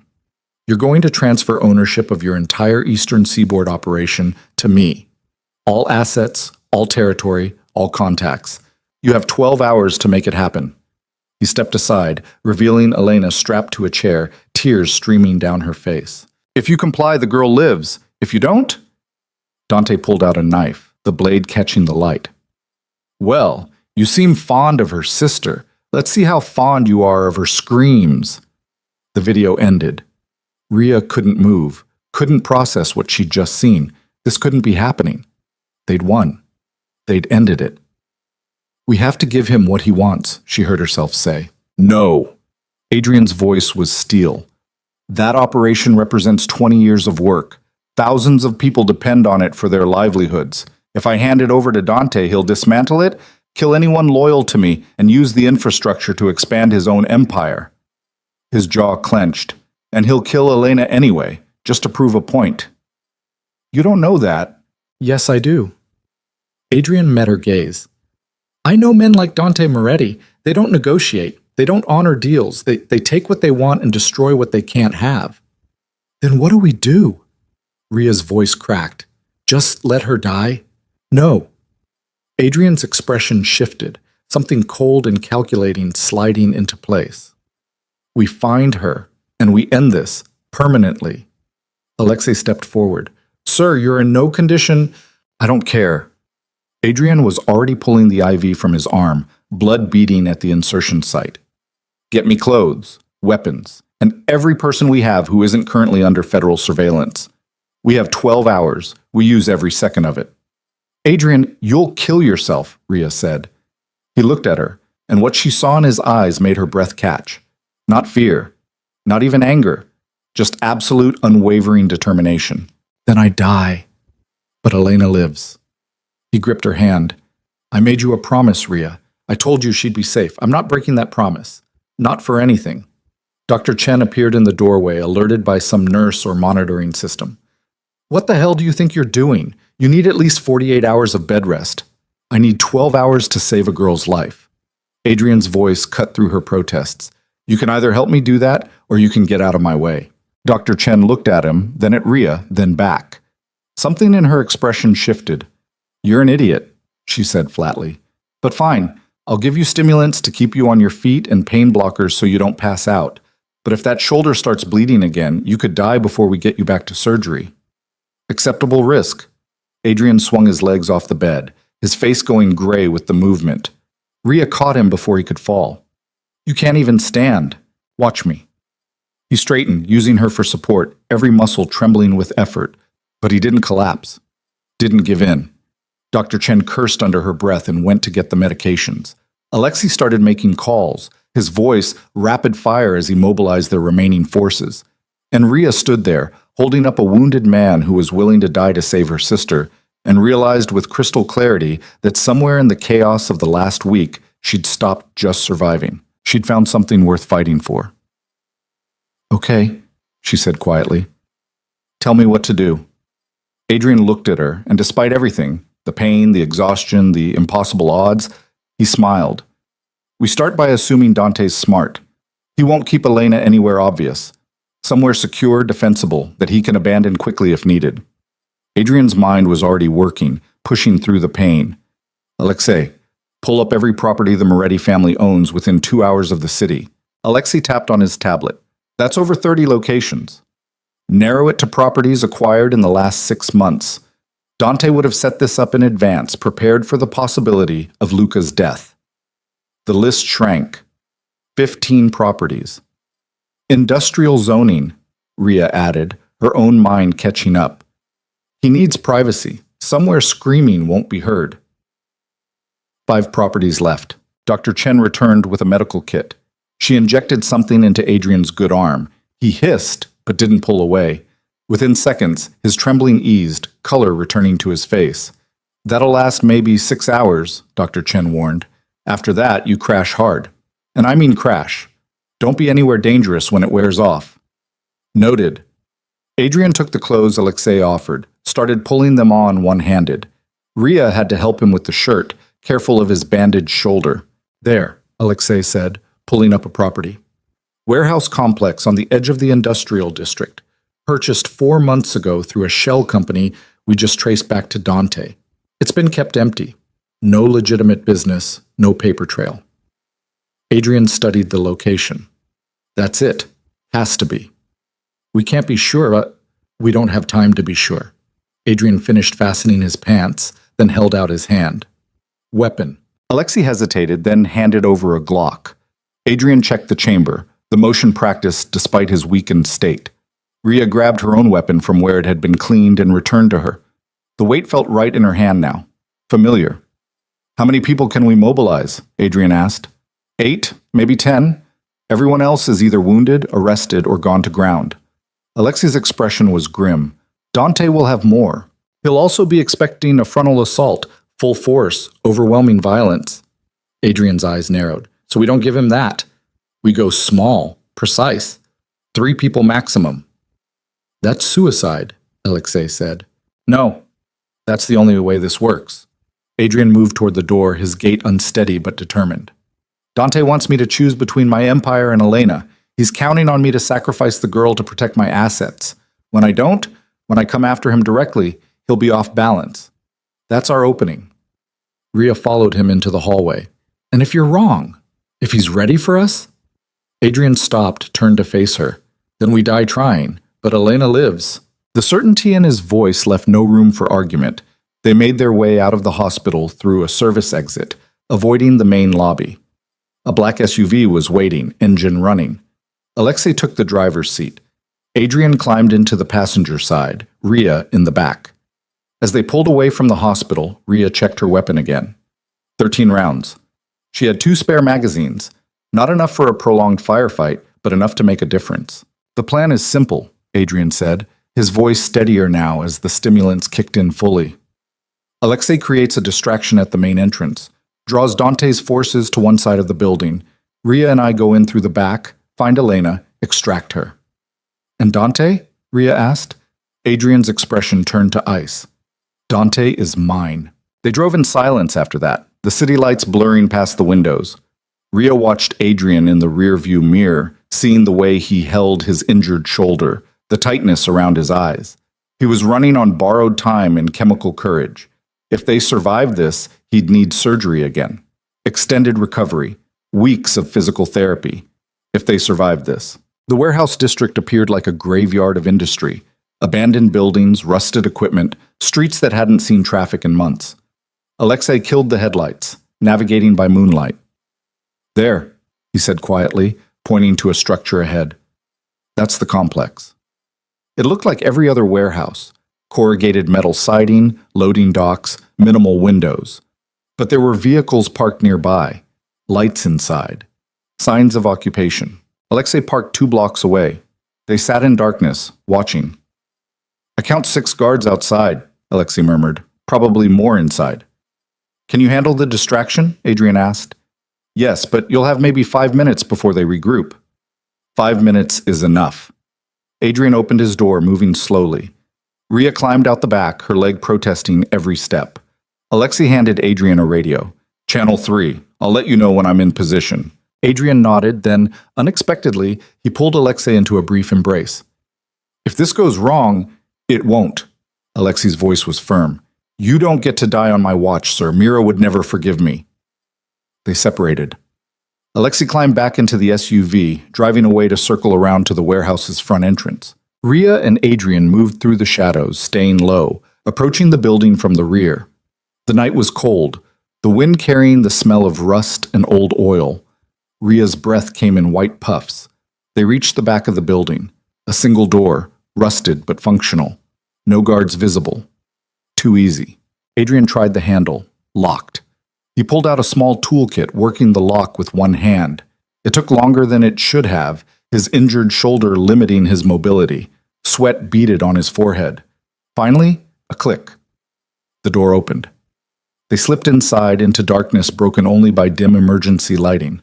The warehouse was massive, rows of empty shelving, catwalks overhead, the ceiling lost in shadow. And somewhere in this maze, Elena. The radio crackled. Alexei's voice. Barely a whisper. In position. On your signal. Adrian keyed the radio. Go. 5 seconds later, an explosion rocked the front of the building. Shouts, running footsteps, the sound of Dante's guards mobilizing toward the threat. Adrian and Rhea moved deeper into the warehouse, weapons raised. They cleared the first row of shelving. Empty. Second row. Nothing. Then Rhea heard it. A whimper. Soft. Terrified. Elena, she breathed. They followed the sound to a makeshift room in the center of the warehouse. Chain-link fencing forming walls, a single light overhead. And inside, strapped to a chair, was Elena. She looked up as they approached, her eyes widening. Rhea? I'm here, Elle. I'm here. Rhea rushed forward, but Adrian grabbed her arm. Wait. He was right. It was too exposed, too obvious. And then Dante Moretti stepped out from behind a stack of crates, a gun trained on Elena's head. Adrian Voss, right on time. Dante's smile was all teeth. I have to admit, I'm impressed. 12 hours to save the girl, and you show up in 3. That's dedication. Adrian kept his weapon trained on Dante. Let her go. Why would I do that? This is the most fun I've had in years. Dante gestured with his free hand. My brother always said you were soft, that you'd let sentiment cloud your judgment. I didn't believe him, but here you are, shot and bleeding, ready to throw away everything for one terrified girl. Last chance, Adrian said. His voice was dead calm. Dante laughed. You're not in a position to make demands. Drop your weapons, both of you, or I put a bullet in her brain. Rhea's heart was hammering. She could take the shot. Maybe. But if she missed, if Dante's finger twitched on the trigger, Adrian lowered his weapon, set it on the ground. Rhea, he said quietly, do it. She understood immediately. Trust, complete and absolute. Rhea dropped her Glock. Dante's smile widened. Smart. Now kick them away. They complied. The weapon skittered across the concrete floor, out of reach. Good. Dante stepped closer to Elena, pressing the gun against her temple. Now, about my brother. Adrian moved. Despite his injuries, despite the pain, he was faster than Dante expected. He closed the distance in 3 strides, his hand catching Dante's wrist, forcing the gun away from Elena's head. The weapon discharged, the shot deafening in the enclosed space. The bullet went wide. Rhea dove for her dropped Glock, her fingers closing around the grip just as 2 of Dante's guards appeared from the shadows. She fired. Once. Twice. Both men went down. Adrian and Dante were locked in a brutal struggle, Dante's gun between them. Adrian was stronger, but his injured shoulder was failing. Rhea could see blood seeping through his shirt, fresh and bright. She raised her weapon, trying to find a shot, but they were too close, moving too fast. Then Dante broke free, bringing his gun around. Elena screamed, and Rhea fired. The bullet took Dante in the chest. He staggered, surprise flashing across his face. His gun fell from nerveless fingers. You, he started to say. Adrian caught him as he fell, lowering him to the ground. Tell your people to stand down. End this. Dante coughed, blood flecking his lips. Go to hell. After you. Adrian released him, letting him collapse. Dante's breathing grew ragged, then stopped. His eyes stared at nothing. It was over. Rhea rushed to Elena, her hands shaking as she worked the restraints. I've got you, Elle. You're okay. You're safe. Elena was sobbing, her whole body trembling. I don't understand. What's happening? Who are these people? Why did they take me? I'll explain everything, I promise. But right now we need to move. Rhea got the last restraint free, pulled her sister up. Adrian had retrieved his weapon, was covering the entrance. Alexei, status. The radio crackled. Front is clear. Hostiles retreating. I'm coming to you. But there were more footsteps, coming from deeper in the warehouse. Adrian's expression hardened. We've got company.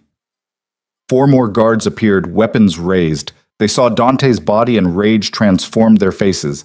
Kill them! One shouted. Gunfire erupted. Adrian returned fire, dropping 1 guard. Rhea pushed Elena behind a crate, shielding her with her own body, and fired blind around the corner. Another guard went down, but there were too many, and they were pinned down. Adrian's gun clicked empty. He dropped the magazine, reached for a spare. His shoulder gave out. The magazine fell from his fingers, skittering away. Adrian! Rhea screamed. He looked at her, and in that moment, she saw him make a choice. Adrian stood, hands raised, drawing the guard's fire toward himself, and away from Rhea and Elena. No! Rhea lunged forward, but it was too late. 3 shots hit Adrian in rapid succession, chest, abdomen, leg. He went down hard, blood spreading across the concrete. Rhea's scream was primal, inhuman. She fired her remaining rounds, not aiming, just pulling the trigger until the slide locked back on an empty chamber. When the ringing in her ears faded, the guards were dead or dying, and Adrian wasn't moving. Rhea crawled to him, her hands finding the wounds, trying to stop the bleeding. But there was too much blood, too many holes, and his eyes were closed. Adrian! Adrian, stay with me, please! Her voice broke. You don't get to die. You promised Elena would be safe. You did it. She's safe. So you have to stay. His eyes fluttered open, unfocused. Rhea, I'm here. I'm right here. Elena, she's fine. Alive. Because of you. Tears streamed down Rhea's face. Don't you dare leave me now. Not after everything. Adrian's hand found hers, weak but present. Not your fault. Yes, it is. All of this is my fault. I brought this to you. I destroyed everything you built. Worth it. Adrian's smile was faint, bloody. Every second, worth it. Footsteps pounded toward them. Alexei appeared, his face going white when he saw Adrian. Medic! I need a fucking medic now! He dropped to his knees beside them, pressing his hands over Adrian's wounds. Stay with us, sir. Stay with us. But Adrian's eyes were closing again, his breathing shallow and wet. Rhea held his hand, feeling his pulse flutter and fade beneath her fingers, and knew with terrible certainty that she was losing him. The man who'd saved her, who'd protected her sister, who'd chosen her over his empire, over his own life. Please, she whispered, please don't go.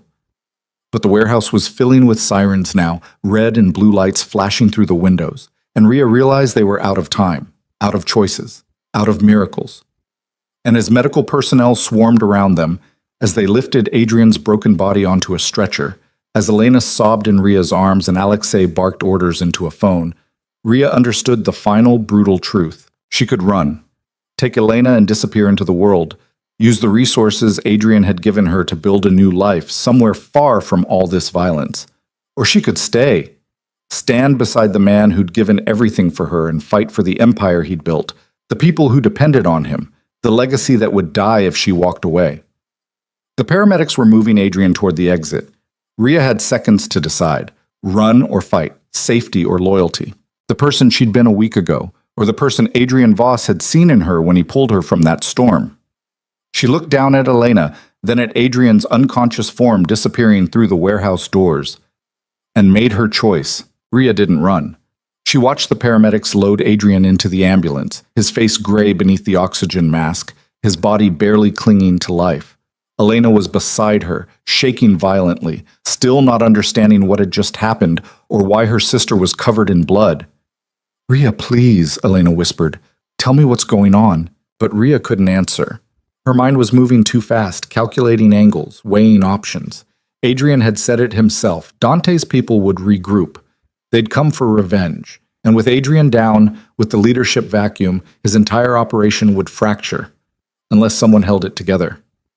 Alexei appeared at her elbow, his face carved from stone. We need to move. FBI will be here in minutes. Local police are already circling. Where are they taking him? Rhea asked, her voice hollow. Back to the private hospital. Dr. Chen is meeting them there. Alexei's expression was grim. But Rhea, you need to understand. His chances aren't good. 3 gunshot wounds, massive blood loss, and he was already compromised from the first injury. Even if he makes it through surgery, he'll make it. Rhea said it like a command, like she could will it into existence. Alexei's jaw tightened.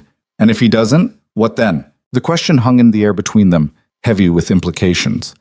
Adrian's empire, his people, his enemies circling like sharks who smelled blood in the water. Then we hold the line until he does. Rhea turned to face Alexei fully. How many of Adrian's inner circle are still standing? Alexei blinked, surprised by the shift. Maybe 6 people who know the full scope of operations, but they're scattered, in hiding. The FBI is picking people up by the hour. Get them together, tonight. I don't care how. Rhea's voice hardened. And I need a full accounting, assets, territory, who's loyal, and who's waiting to see which way the wind blows. Rhea, you can't. I can, and I will. She looked at Elena, who was staring at her like she was a stranger. But first, I need to get my sister somewhere safe. somewhere Dante's remaining people can't reach her. Alexei studied her for a long moment, and Ria could see him recalculating, reassessing. She wasn't the broken woman on the pier anymore, wasn't the prisoner in the gilded cage. She was something else now, something harder. There's a safe house, Alexei said slowly. 2 hours north, off the grid, fully stocked. I can have a team there in 30 minutes. Do it! Ria grabbed Elena's hand. Come on, Elle, we're leaving. Where are we going? Elena's voice was small, terrified. What's happening? Who was that man who got shot? Why were those people trying to kill us? I'll explain everything, I promise. But right now, I need you to trust me. Ria squeezed her sister's hand. Can you do that? Elena looked at her, really looked at her, and something in her expression shifted. Recognition, maybe, or acceptance of a truth she'd been avoiding. You're not working legitimate jobs, are you? Elena's voice trembled. The money for my treatment, the sudden move to Switzerland, all of it. Tears gathered in her eyes. What did you do, Ria? Ria felt her heart crack. What I had to save you. By getting involved with criminals? By... Elena's gaze swept the warehouse, taking in the bodies, the blood, the wreckage. By becoming one of them? The words hit like a physical blow. Because Elena was right. Somewhere between the pier and this moment, Ria had crossed a line she could never uncross. Yes, Ria said quietly. I became one of them. And I'd do it again every time. Because you're alive, Elle. You're getting better, and that's worth any price. Elena pulled her hand away. Not this price. Not if it means you dying too. I'm not going to die. That man almost died for us. Maybe did die. Elena's voice broke. How many more people have to bleed for me? As many as it takes. Ria's voice was iron. Now move. We don't have time for this. She grabbed Elena's arm, not gently, and pulled her toward the exit. Alexei was already on his phone coordinating the safe house team, arranging cleanup for the warehouse. Outside, the night air was cold and sharp, cutting through Ria's adrenaline haze. Police sirens were getting closer. They needed to be gone before the authorities arrived. A black SUV pulled up, driven by one of Alexei's men. Ria shoved Elena into the back seat and climbed in after her. Alexei took the passenger seat. Drive, he said. They peeled away from the warehouse just as the first police cruiser rounded the corner, lights blazing. Through the rear window, Ria watched the chaos recede into the distance. Emergency vehicles converging, officers swarming the building, trying to make sense of the massacre inside. Let them try. By the time they pieced it together, she'd be long gone. Elena sat pressed against the opposite door, as far from Ria as the confined space allowed. She was shaking, her arms wrapped around herself, eyes wide with shock. I know you're scared, Ria said softly. I know this is insane and terrible and not what you signed up for, but Elle, I need you to listen to me. Elena didn't respond, just stared out the window. The people who took you tonight? They're part of an organization that wanted to hurt someone Ria caught herself. Someone who's been protecting us. That man who got shot, Adrian Voss, he saved my life. He saved yours. He put you in the best cancer facility in the world and paid for everything. Why? Elena's voice was barely a whisper. Because I asked him to. Because he could. Because... Ria trailed off, not sure how to explain what Adrian had become to her in the span of a week. Because he's a better person than the world he lives in. Elena finally looked at her. And what are you, Ria? What have you become? The question cut deep. Ria thought about the gun in her hand, still warm from firing, the bodies she'd left behind, the choice she'd made in the warehouse, not to run, but to fight. I don't know yet, she admitted, but I know I'm not running anymore, and I know I'm going to make sure Adrian's sacrifice means something. What if he dies? Then I'll make sure the people responsible pay for it. Ria's voice went cold. Every single one of them. Elena shuddered and turned back to the window. They drove in silence after that, leaving the city behind, heading north into farmland and forest. The safe house turned out to be a converted hunting lodge, isolated and defensible. 2 of Adrian's people were already there, a man and woman, both armed, both looking grim. Alexei got out first, conferring with them in low tones. Then he opened Ria's door. They'll keep her safe. Full security, no contact with the outside world until this is resolved. His expression softened fractionally. You can stay if you want. No one would blame you. Ria looked at Elena, who was being led inside by the female guard. Her sister glanced back once, her expression unreadable, then disappeared into the lodge. No, Ria said. I'm coming with you. You sure about that? Things are about to get very ugly. I'm counting on it. Ria climbed out of the SUV, her legs screaming in protest. She ignored it. Adrian's inner circle. Where are we meeting them? Alexei checked his watch. They should be gathering at the estate now. Mrs. Kovac is coordinating. He paused. You understand what you're walking into, right? These are people who've known Adrian for years, who've built their lives around his leadership. They're not going to just accept some outsider stepping in. I'm not asking them to accept me. I'm asking them to keep fighting. Ria met his gaze. Will they? That depends on what you have to offer. Alexei gestured toward the SUV. Let's go find out. The drive back to the city took 90 minutes. Ria used the time to think, to plan. Adrian had built his empire on loyalty and calculated violence. With him down, his enemies would circle. The FBI investigation would intensify. His own people might fracture, fighting over territory and power. She needed to hold it together. Not forever. Just long enough for Adrian to recover. If he recovered. No. She pushed that thought away. He would survive. He had to. They reached the estate just after 3 in the morning. The house was lit up, every window glowing. Cars filled the driveway, expensive vehicles belonging to people who had everything to lose. Alexei led her inside, through hallways that felt different now. Less like a prison, more like a fortress preparing for siege. The operations room was packed. 6 people stood around the central table, their faces ranging from curious to hostile. Ria recognized a few from the warehouse raid. Others were strangers. All conversation stopped when she entered. Mrs. Kovac appeared at Ria's elbow. They're waiting, she said quietly. Good luck. Ria moved to the head of the table, the position Adrian would have taken. She felt their eyes on her, measuring, judging, dismissing. Most of you don't know me, she started. Her voice was steady despite the exhaustion pulling at her. My name is Ria Vale. A week ago, Adrian Voss pulled me off a pier where I was bleeding to death. Tonight, he took 3 bullets protecting my sister. One of the men, 40s, scarred face, military bearing, spoke up. And why should we care about your sob story? Adrian's down. His operation is compromised. We should be cutting our losses and getting out while we can. Is that what you think Adrian would want? Ria asked. For all of you to run the moment things got hard? Adrian's not here to want anything, another voice said. A woman this time, elegant, dangerous looking.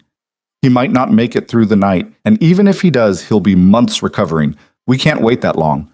You're right, Ria said, surprising them. You can't wait. None of us can. The Moretti circle might be broken, but there are other families watching, other players who will see Adrian's weakness as an opportunity. She leaned forward, hands on the table. So here's what's going to happen. You're going to hold the line. Keep the operations running. Show the world that Adrian Voss's empire doesn't collapse just because he's wounded. And who put you in charge? The scarred man demanded. I did. Alexei's voice cut across the room. He moved to stand beside Ria. Until Adrian recovers, Ria speaks with my full support. Shocked silence. Alexei was Adrian's second, his most trusted lieutenant. His word carried weight. You can't be serious, the elegant woman said. She's a contractor, an outsider. She has no claim to authority here. She has Adrian's trust. That's all the claim she needs. Alexei's expression was hard. And before you argue, consider this. Every person in this room is here because Adrian chose you. He saw something in you worth investing in, worth protecting. Ria is no different. Except she's the reason he's dying, someone muttered. Ria's hands fisted on the table. You're right. This is my fault. Dante took my sister to draw Adrian out. It worked. And Adrian made a choice. He chose to save an innocent girl over protecting himself.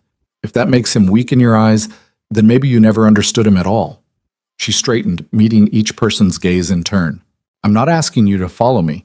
I'm asking you to honor what Adrian built, to keep faith with the man who's given you everything. Her voice hardened. And I'm asking you to help me destroy anyone who thinks they can take what's his while he can't defend it. The room was silent for a long moment. Then the scarred man laughed, short and bitter. You've got balls, I'll give you that. He crossed his arms. What's the plan? Rhea felt something ease in her chest. First, we need intelligence. Who knows Adrian is down? How far has word spread? A younger man, tech specialist from the look of him, spoke up. The FBI knows. They were monitoring the warehouse. They've got footage of Adrian being loaded into the ambulance. Can they identify him? Not yet. The footage is dark, unclear, but they're working on it. The tech specialist tapped on his tablet. They also recovered Dante Moretti's body. That's going to bring heat from every direction. Let it. Rhea started pacing, her mind working. Dante's death sends a message. You come after Adrian Voss's people, you die. We don't apologize for that. We own it. That'll start a war with the other families, the elegant woman said. We're already at war. We just need to make sure everyone knows we're still capable of fighting it. Rhea turned to Alexei. Adrian's legitimate businesses, the ones that provide cover for the real operations, are they secure? For now, but without Adrian's signature, we can't move major assets or make strategic decisions. Then we don't make strategic decisions. We maintain. We hold position. Rhea looked around the room. Each of you controls a piece of Adrian's empire. I need you to keep those pieces running. Business as usual. Show no weakness. And what will you be doing? The scarred man asked. Dealing with the immediate threats?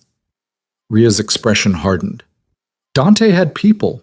Loyalists who'll want revenge for his death. I'm going to find them before they find us. That's suicide, someone said. Maybe. But it's better than waiting for them to attack. Rhea pulled out her phone, the secure one Alexei had given her. I need a list. Everyone connected to Dante Moretti, associates, soldiers, family members, anyone who might decide to continue his vendetta. The tech specialist nodded. I can have that in an hour. Make it 30 minutes. Rhea turned back to the group. The rest of you, I need status reports on your sectors. Inventory, personnel, any problems that need immediate attention. Send them to Alexei. We'll triage and respond. She could see them processing this, weighing whether to commit or bail. The elegant woman was the first to speak. I run the port operations. 3 warehouses, union connections, import/export cover for the real business.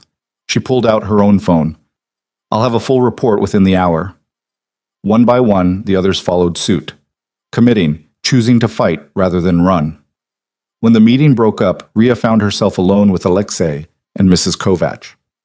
That went better than expected, Alexei said. They're still scared, Rhea replied, and they should be. This whole thing could collapse at any moment. But it won't. Not if we're smart. Alexei checked his phone. I just got word from the hospital. Adrian's out of surgery. Critical but stable. Rhea's knees almost gave out. She grabbed the edge of the table for support. He's alive? For now. Dr. Chen says the next 48 hours will determine if he makes it. Alexei's expression was carefully neutral. You should go see him before you start hunting Moretti's people. Rhea wanted to, desperately, but she shook her head. No. If I go now, I won't be able to leave. And I need to finish this. For him. He'd tell you to stay safe, Mrs. Kovac said quietly. He'd want you protected. Then he shouldn't have taught me to fight back. Rhea straightened, pushing away from the table. Get me that list, and a vehicle. Something fast and unmarked. Alexei hesitated, then nodded. I'll have it ready in 20 minutes. Rhea used those 20 minutes to change clothes, tactical gear this time, properly fitted. She checked her weapons, loaded fresh magazines. Her leg was agony, the stitches definitely torn, but she wrapped it tight and swallowed more painkillers than recommended. The tech specialist found her in the armory. Your list. He handed over a tablet. 15 names, cross-referenced with known locations and recent activity. Rhea scanned it quickly. Most were low-level soldiers. But 3 names stood out, lieutenants who'd been close to Dante, men with the resources and motivation to strike back. These 3, she said, highlighting them. Where are they now? Carlo Renzo is at a club downtown. Marco Vitale is at his apartment in the financial district, and Nico Sabatini, the tech specialist, paused. He's at Adrian's legitimate office building, the one downtown. Rhea's blood went cold. Why? Security footage shows him entering 2 hours ago with 5 men. They haven't left. They're planting something, bomb maybe, or stealing files. Rhea grabbed the tablet. How secure is that building? Minimal security at night, cleaning crew, front desk guard. Nothing that could stop a professional team. Fuck. Ria headed for the door. Tell Alexei I'm going there. Now. Alone? I don't have time to wait for backup. Ria was already moving, her mind racing through scenarios. If Sabatini destroyed Adrian's office, it would expose connections between his legitimate businesses and the illegal operations. The FBI would have everything they needed. She couldn't let that happen. The vehicle Alexei had prepared was a black BMW. Fast, maneuverable, anonymous. Ria pushed it hard through the empty, pre-dawn streets, running red lights, not caring about traffic laws. The office building loomed ahead, 30 stories of glass and steel, Adrian's name etched in chrome at the entrance. Most windows were dark, but the top floor, Adrian's private office, was lit up. Ria parked in an alley half a block away and approached on foot. The front entrance was locked, but the garage was open. She slipped inside, weapon drawn, moving through shadows. The building was too quiet. No cleaning crew, no security guard at the desk. They'd cleared it out. This wasn't just robbery. It was a message. Ria found the stairwell and started climbing. Her legs screamed with every step, but she pushed through it. 30 floors. She was breathing hard by the 15th, sweating by the 20th. Her vision swam. Keep moving. Don't stop. She reached the top floor and paused, listening. Voices. Men speaking Italian, relaxed and confident. Ria cracked the stairwell door open. The floor was open plan. Executive offices ringing the perimeter. Adrian's office was at the far end. Corner suite, floor-to-ceiling windows, view of the entire city. 6 men were visible. 5 moving boxes of files to a service elevator. One, tall, gray-haired, expensive suit, stood in Adrian's office, going through his desk. Nico Sabatini, Dante's oldest friend, a man who'd known the Moretti family for 40 years. Ria took a breath, then stepped out of the stairwell. Looking for something? She called out. Every head turned, hands moved toward weapons. But Ria already had her Glock trained on Sabatini. I'll kill him before you clear your holsters, she said calmly. Everyone stays where they are. Sabatini smiled. He was older than she'd expected, mid-60s, but his eyes were sharp and cold. You must be the thief, the one who started all this, and you must be the loyal dog trying to avenge his dead master. Ria took a step forward, put down the files and walk away. You get to live. Why would I do that? You're one woman with a gun. We're 6 men with guns. Sabatini gestured casually. The math doesn't favor you. The math doesn't account for how much I have to lose. Ria's voice was ice. Adrian Voss is barely alive. My sister almost died. I've got nothing left to gamble except my life. And I'm more than willing to trade it for yours. Something flickered in Sabatini's expression. Respect, maybe. Or recognition. You love him, he said. Not a question. Ria didn't answer. Didn't need to. Sabatini set down the file he'd been holding. Then you understand why I'm here. Dante was my brother in every way that mattered. Adrian Voss killed him. That requires an answer. Dante kidnapped an innocent girl. He threatened to torture her to death. Adrian stopped him. Ria's aim never wavered. If you want revenge for that, you're no better than he was. Perhaps. Sabatini moved away from the desk, his men tensing. But honor demands it anyway. Honor. Ria laughed, the sound harsh. You want to talk about honor? Dante used me as bait, left me to die on a pier, tried to start a war using an innocent woman as kindling. Where's the honor in that? War has no honor, only winners and losers. Sabatini's hand moved toward his jacket. Ria fired. The shot took him in the shoulder, spinning him around. He collapsed against the desk, cursing. His men drew their weapons. Ria dove behind a support column as bullets tore through the open space, shattering glass, splintering wood. She returned fire, dropping 1 man. 2. But there were too many angles, too much open ground between her and the exit. A bullet grazed her arm, hot and sharp. Another hit the column inches from her head, showering her with concrete dust. She was pinned down, outnumbered, running out of ammunition. This was how it ended, not on a pier, not in a warehouse, but here, in the empire Adrian had built, defending what he'd fought for. Ria checked her magazine. 4 rounds left. She could make them count. She took a breath, steadied herself, prepared to step out and take as many of them with her as possible. Gunfire erupted from a different direction. Rhea looked up to see Alexei burst from the elevator, 3 men with him, weapons blazing. Sabatini's people scattered, caught between 2 firing lines. The fight was brutal and short. Within 30 seconds, it was over. Sabatini's men were dead or incapacitated. Alexei moved to Rhea's position, his expression thunderous. "What the hell were you thinking, coming here alone?" "I was thinking I didn't have time to wait." Rhea stood, her arm bleeding but functional. "How did you know? I had you followed. You're not as subtle as you think." Alexei turned to his men. "Secure the building. Make sure there are no surprises." They moved to comply. Rhea walked over to where Sabatini sat slumped against the desk, blood soaking his shirt. He was still alive, barely. "You could have walked away," she said quietly. Sabatini coughed, blood flecking his lips. "So could you." "No, I couldn't." Rhea crouched down to his level. "This is Adrian's empire, his life's work. I'm not letting anyone destroy it while he's down." "Even if it destroys you?" "Especially then." Rhea stood. She looked at Alexei. "Call an ambulance. Let him live long enough to spread the word." "What word?" "That Adrian Voss's people don't break. That anyone who comes for what's his will pay in blood." Rhea's expression was carved from stone. "And that I'm done running." Alexei studied her for a moment, then nodded. He made the call. Rhea walked to the floor-to-ceiling windows, looking out at the city beginning to wake. Sunrise was maybe an hour away. The sky was shifting from black to gray, stars fading. She pressed her hand against the glass, feeling the cold seep into her skin. Somewhere out there, Adrian was fighting for his life in a hospital bed. Elena was hiding in a safe house, terrified and confused, and Rhea was standing in the wreckage of another battle, covered in blood that wasn't entirely hers.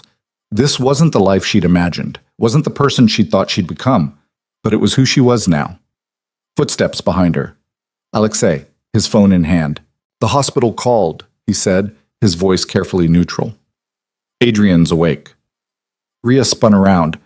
"What?" "He's asking for you. Dr. Chen says he shouldn't be conscious yet, that the sedation should have kept him under for hours. But he fought through it." Alexei's expression softened. "He wants to see you." Rhea didn't remember making the decision to move.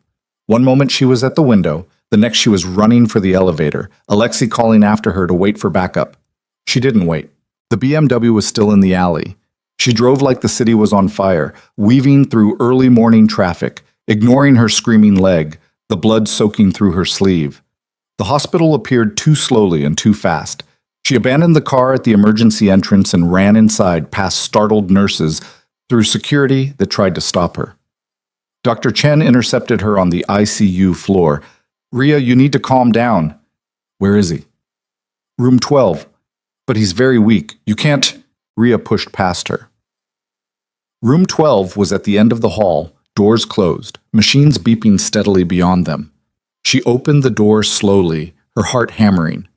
Adrian was propped up in bed, pale as death, tubes and wires connecting him to a dozen different machines. His eyes were closed. Rhea thought she was too late, that he'd fought through sedation just to say goodbye and had already slipped away. Then his eyes opened. Found her. And despite everything, the pain, the exhaustion, the proximity to death, he smiled.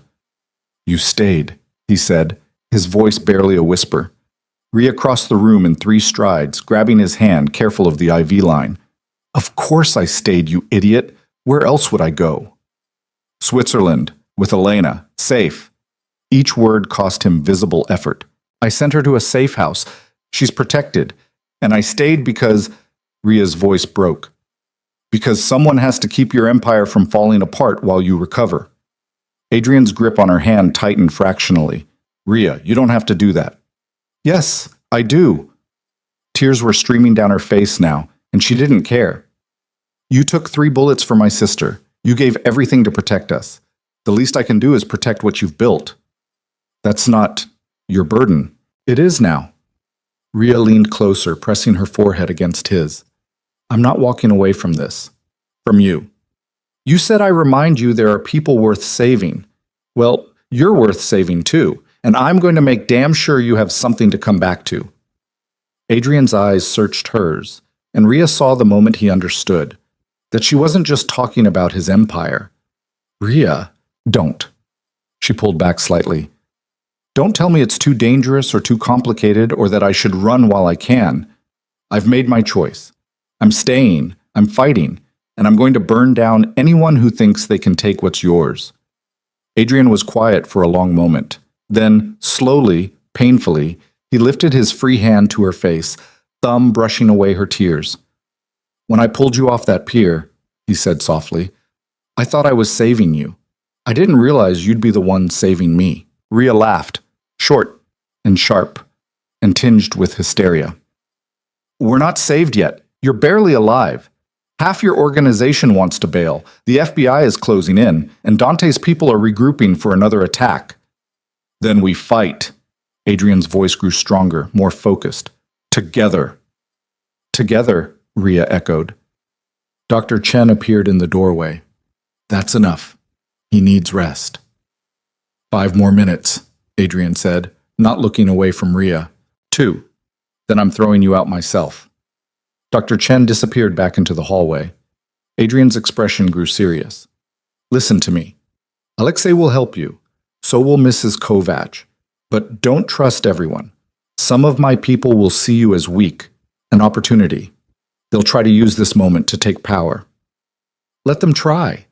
Rhea's voice was steel. And the other families, they'll test you, push boundaries, try to take territory they think I can't defend. I'll push back. Hard. Rhea. Adrian's grip tightened. This life, it takes everything, every relationship, every piece of yourself. There's no going back once you're in this deep. I know. Rhea met his gaze. And I'm choosing it anyway. I'm choosing you. The words hung in the air between them, heavy with meaning. Then Adrian pulled her down, kissing her with desperate intensity despite his weakness. Rhea kissed back, tasting blood and medicine and something that felt like coming home. When they broke apart, both breathing hard, Adrian rested his forehead against hers. Don't die, he whispered. Promise me. Only if you promise the same. Deal. Dr. Chen returned, this time with a nurse. Out. Now. Rhea stood reluctantly, still holding Adrian's hand. I'll come back. As soon as I can. I know. Adrian's eyes were already closing, exhaustion dragging him down. And Rhea, thank you for staying, for fighting, for giving me something worth surviving for. Then he was asleep, the monitors settling into steady rhythms, and Rhea was being ushered out into the hallway. She stood there for a moment just breathing, trying to process everything that had happened in the last 6 hours. The warehouse, the office building, Adrian waking up, the promise she'd made. Alexei was waiting by the elevator. Status? He's alive, conscious, fighting. Rhea straightened, pushing away her exhaustion. And we have work to do. Agreed. The other 2 lieutenants, Renzo and Vitale. They're moving. My sources say they're planning a coordinated strike on our warehouse operations tomorrow night. Then we hit them first, tonight. Rhea's expression hardened. Before they have a chance to regroup. You sure about this? You're exhausted, wounded. You should be resting. I'll rest when they're dead. Rhea moved toward the elevator. Get the team together, full tactical loadout. We're ending this. What about the FBI? They're watching our operations. If we move in force, they'll see it. Let them see. Rhea's voice was cold. Let everyone see. We're not hiding anymore. We're not running. Adrian Voss's empire stands, and anyone who thinks otherwise is about to learn a very painful lesson. Alexei smiled, sharp and dangerous. You sound like him. Good. Rhea stepped into the elevator. Because someone has to be him until he's back on his feet, and I'm done being anything less than absolutely terrifying. The elevator doors closed, carrying her down toward what came next, toward the final confrontation, toward the moment where she either proved she belonged in Adrian's world or died trying. But as the city rose up to meet her through the glass walls, as the sun finally broke over the horizon, painting everything in blood-red light, Rhea felt something settle in her chest. Not peace, not certainty, but purpose. She knew what she was fighting for now, knew who she was fighting for, and she knew, with absolute clarity, that she would burn the entire city to ash before she let Adrian's empire fall. The war wasn't over. It was just beginning. And this time, Rhea Vale wasn't the victim. She was the weapon. The warehouse district looked different in daylight. What had been shadows and chaos the night before was now stark concrete and rust, the kind of industrial decay that made everything feel temporary. Rhea stood on the roof of an abandoned factory across from Renzo's operation, binoculars pressed to her face, watching the building where Dante's remaining lieutenants were gathering. Alexei crouched beside her, his own surveillance equipment tracking heat signatures inside. 12 bodies, maybe more in the basement levels. Renzo and Vitale both. Confirmed. They arrived 20 minutes ago. Looks like they're consolidating forces. Alexei lowered his scanner. This is their last stand. They know we're coming. Good. Rhea set down the binoculars. Her arm was freshly bandaged where the bullet had grazed her, her leg wrapped tight enough to keep the torn stitches from bleeding through. Dr. Chen had threatened to sedate her when she'd shown up for emergency treatment. Rhea had walked out mid-lecture. Let them be ready. Let them see it coming. Behind them, 6 of Adrian's best operatives prepared their gear. Not the full force they'd had a week ago. Those men were dead, arrested, or scattered. But these 6 were loyal, proven, the kind of people who'd follow orders into hell because they believed in the man giving them. Except that man was unconscious in a hospital bed, and Rhea was the one calling the shots. She could feel their doubt. Not overt, but present in the way they checked their weapons twice, the glances they exchanged when they thought she wasn't looking. She was untested, an outsider, a woman who'd stumbled into their world by accident and somehow convinced Alexei to give her command. They'd follow her orders, but they didn't trust her yet. That would change tonight. Here's how this works, Rhea said, turning to face the team. We go in hard and fast. No negotiation, no prisoners unless they surrender immediately. Renzo and Vitale have been coordinating attacks on our operations for 3 days. They've killed 8 of our people, stolen $500,000 in product, and they're planning something bigger for tomorrow. She pulled up a schematic on her tablet, the warehouse's layout, marked with entry points and likely defensive positions. Main entrance is a kill zone. They'll have it covered from multiple angles, so we don't use it. Alexei leads 3 through the south loading dock. I take 2 through the roof access on the north side. We converge in the center, trap them between us. One of the men, Victor, heavyset, Russian accent, spoke up.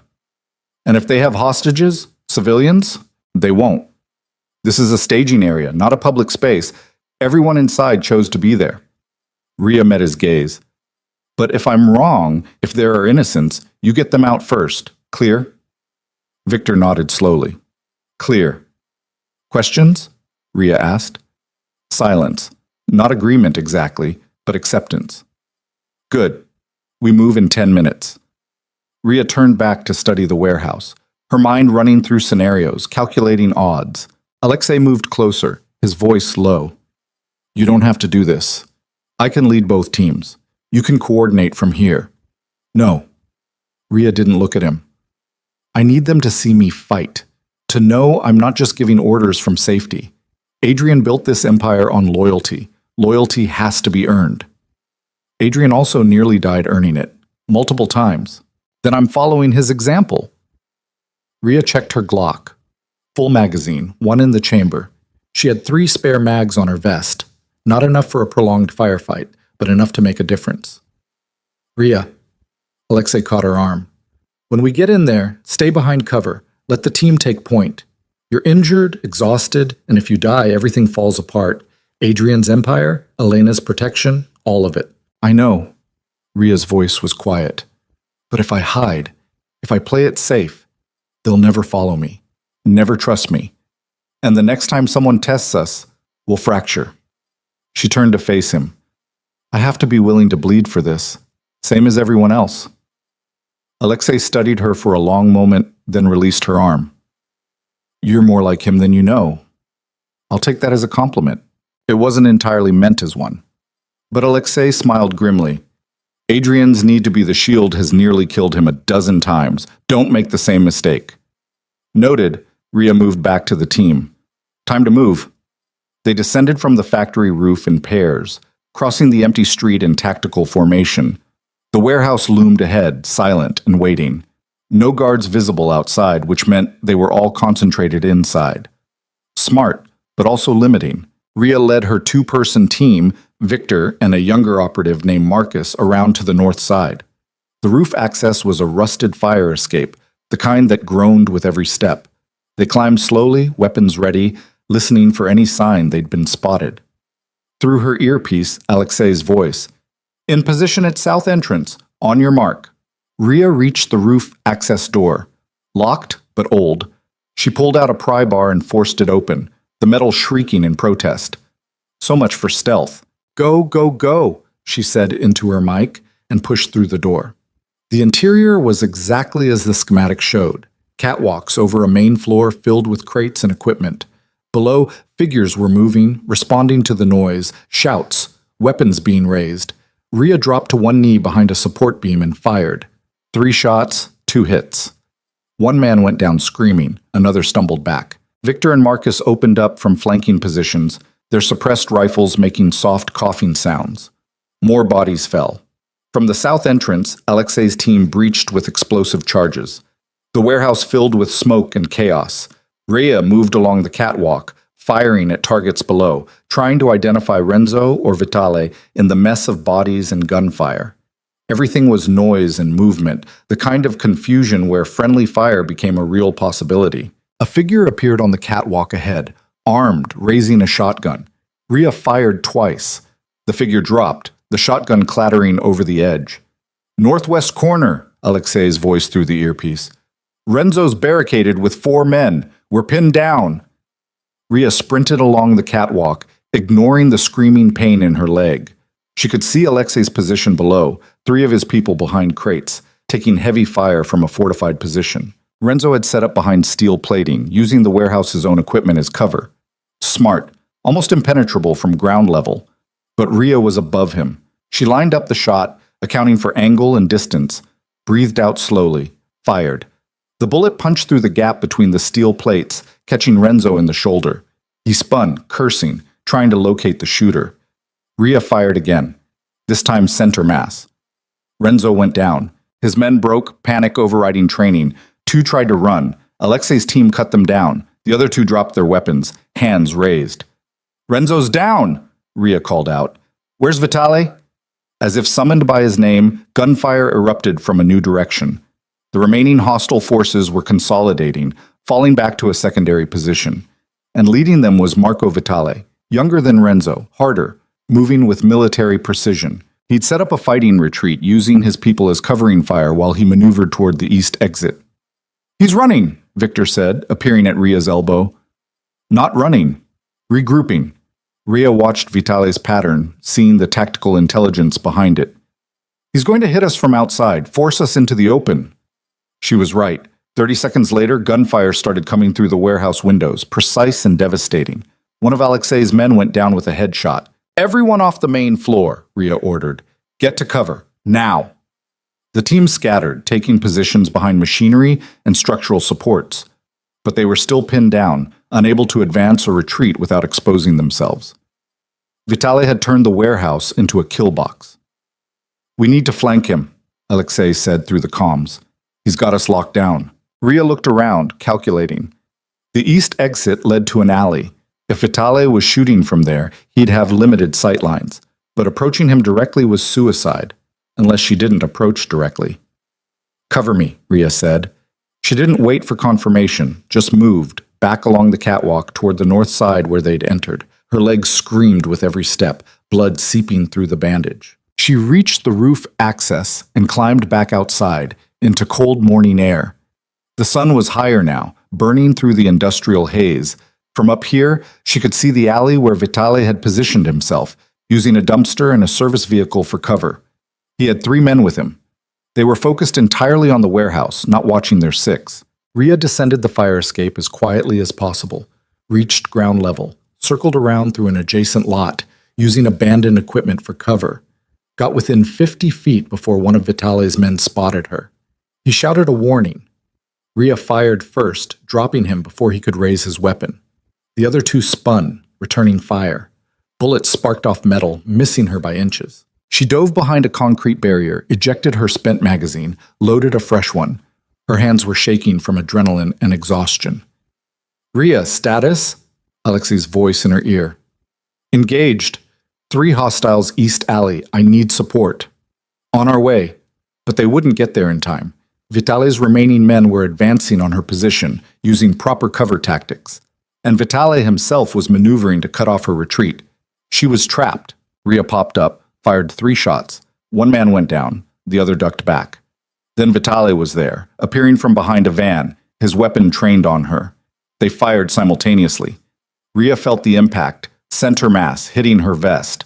The force knocked her backward, her head cracking against concrete. Her vision went white, then black, then swimming with spots. Through the haze, she saw Vitaly advancing, his gun steady. You should have stayed out of this, he said. His voice was calm, almost regretful. This was business, not personal. Rhea tried to raise her weapon. Her arm wouldn't cooperate. Dante was my friend, Vitaly continued. More than a friend. Family. And you took him from me. For what? A man you barely know? A world you don't belong in? I belong. Rhea's voice was barely a whisper. Her chest felt like it was caving in, the vest having absorbed the bullet but not the kinetic energy. More than you know. Then you'll die belonging. Vitaly raised his weapon for the final shot. Gunfire erupted, but not from Vitaly's gun. He jerked, blood blooming across his chest. Once, twice, 3 times. He collapsed. Behind him stood Alexei, smoke still rising from his rifle barrel. I told you to wait for support, he said, moving to Rhea's side. Couldn't wait. Rhea tried to sit up, gasped as pain lanced through her ribs. Vest caught it. Barely. Alexei helped her to her feet, supporting most of her weight. You've got at least 2 cracked ribs, maybe internal bleeding. You're done for tonight. Is it done? Rhea asked. The fight? It's done. Renzo's dead. Vitaly's dead. The rest surrendered or fled. Alexei's expression was grim satisfaction. Dante's entire network is gone. No one left to carry his vendetta. Rhea nodded. Then her legs gave out. Alexei caught her before she hit the ground. Victor, get the medic. No hospital, Rhea managed. Can't be on record. You need treatment, Dr. Chen. Call her. She'll come. Rhea's vision was fading. Shock, probably. Or blood loss. Or both. The last thing she heard before consciousness slipped away was Alexei on the phone, his voice urgent, and the distant wail of sirens approaching. Then nothing. Down. Rhea woke to white ceiling tiles and the steady beep of monitors. For a confused moment, she thought she was back at the mansion, recovering from the pier. Then pain crashed through her. Ribs, leg, arm, everything, and memory returned. The warehouse. Vitaly. The bullet. Easy. A hand pressed gently on her shoulder. Dr. Chen appeared in her field of vision, looking exhausted and disapproving in equal measure. You're at the estate. You've been unconscious for 14 hours. Adrian? Rhea tried to sit up, failed. Still at the hospital, still alive, still improving, actually. Dr. Chen pushed her back down with professional firmness. You, on the other hand, are a disaster. 2 cracked ribs, severe contusion to your sternum, your leg wound reopened, and you're severely dehydrated. If that vest hadn't been rated for rifle rounds, you'd be dead. But I'm not. Rhea's voice was rough. No, you're not. Which is the only reason I'm treating you instead of sedating you and shipping you to a real hospital. Dr. Chen checked an IV line. You're going to stay in this bed for at least 3 days. No arguments. No getting up to fight anyone else. Just rest. 3 days is too long. You need to not die. Dr. Chen's expression softened slightly. Adrian is asking about you every time he's conscious. I'd like to tell him you're recovering, not that you got yourself killed being reckless. The mention of Adrian made Rhea's chest tighten. Can I see him? In a few days, when you can walk without collapsing. Dr. Chen made notes on her tablet. For now, sleep. Your body needs time to heal. Rhea wanted to argue, but exhaustion was pulling at her, heavy and irresistible. Her eyes closed despite her best efforts. When she woke again, the light had changed. Evening from the angle of sun through the windows. Someone was sitting in the chair beside her bed. Mira. The girl looked up from her phone, her expression carefully neutral. You're awake. How long? You've been out another 6 hours. Dr. Chen said you'd probably sleep for 24 straight. Mira set down her phone. But I wanted to be here when you woke up. Ria studied Adrian's niece. The last time they'd talked, Mira had told her Adrian wasn't as scary as he seemed, that he was complicated. That had been before the warehouse, before Dante, before Ria had killed 3 men and nearly died herself. You heard what happened? Ria asked. Everyone heard. Alexei told Mrs. Kovac. She told me. Mira's expression was unreadable. You ended the war, killed the people who wanted to destroy Uncle Adrian's empire. I did what I had to do. I know. Mira was quiet for a moment. But I also know what it costs. To do what you have to do, to become someone you weren't before. Ria thought about the pier, about the woman who'd crawled across splintering wood choosing death over fighting. That person felt like a stranger now. I'm not sure who I am anymore, Ria admitted. You're the person who saved my uncle, who protected people when you didn't have to, who chose to stay when running would have been easier. Mira leaned forward. That's who you are. Everything else is just details. Pretty violent details. Maybe, but violence isn't the worst thing a person can be. Mira's voice was older than her years. Cruel is worse, cowardly is worse. You're not those things. You're just someone who fights for the people you love. Love. The word hung in the air between them. Did she love Adrian? After a week of chaos and blood and impossible choices? Or was this just trauma bonding, survival instinct masquerading as emotion? Ria didn't have an answer. Wasn't sure she wanted one. He's been asking about you, Mira said. Uncle Adrian, Alexei says he's driving the hospital staff crazy demanding updates. Of course he is. Ria smiled despite the pain. He really cares about you. I've never seen him like this with anyone. Mira's expression turned serious. Just don't hurt him, okay? He's had enough people leave him. Enough people choose something else over him. I'm not going anywhere. Promise? Ria met the girl's gaze, saw the vulnerability there, the fear of losing another person she cared about. I promise. Mira nodded, satisfied. She stood to leave, then paused at the door. Oh, Elena called. Alexei gave her this number. She wants to talk to you when you're ready. Ria's heart clenched. How did she sound? Scared, confused, but ew. Mira offered a small smile. That's something, right? Yeah, that's something. After Mira left, Ria lay in the quiet room, staring at the ceiling. Elena. She'd been so focused on the war, on survival, on protecting Adrian's empire that she'd barely thought about her sister in the safe house, barely considered how Elena must be processing all of this. The phone on the bedside table felt like it weighed 1,000 pounds. But Ria reached for it anyway, dialing the number Alexei had left. 3 rings. Then Elena's voice, cautious. Hello? Elle, it's me. Ria. The relief in Elena's voice was immediate, overwhelming. Oh my God, are you okay? No one will tell me anything. They just keep saying you're handling things, that I need to stay here and wait. But it's been days and I don't know what's happening or if you're even alive. I'm alive. I'm okay. The lie came easily. Everything's handled. The people who took you are gone. It's over. Over. Elena's laugh was tinged with hysteria. How is any of this over? I was kidnapped, Ria, drugged and tied to a chair. I watched people get shot. Watched you and that man, Adrian, fight like you'd done it before. Like it was normal.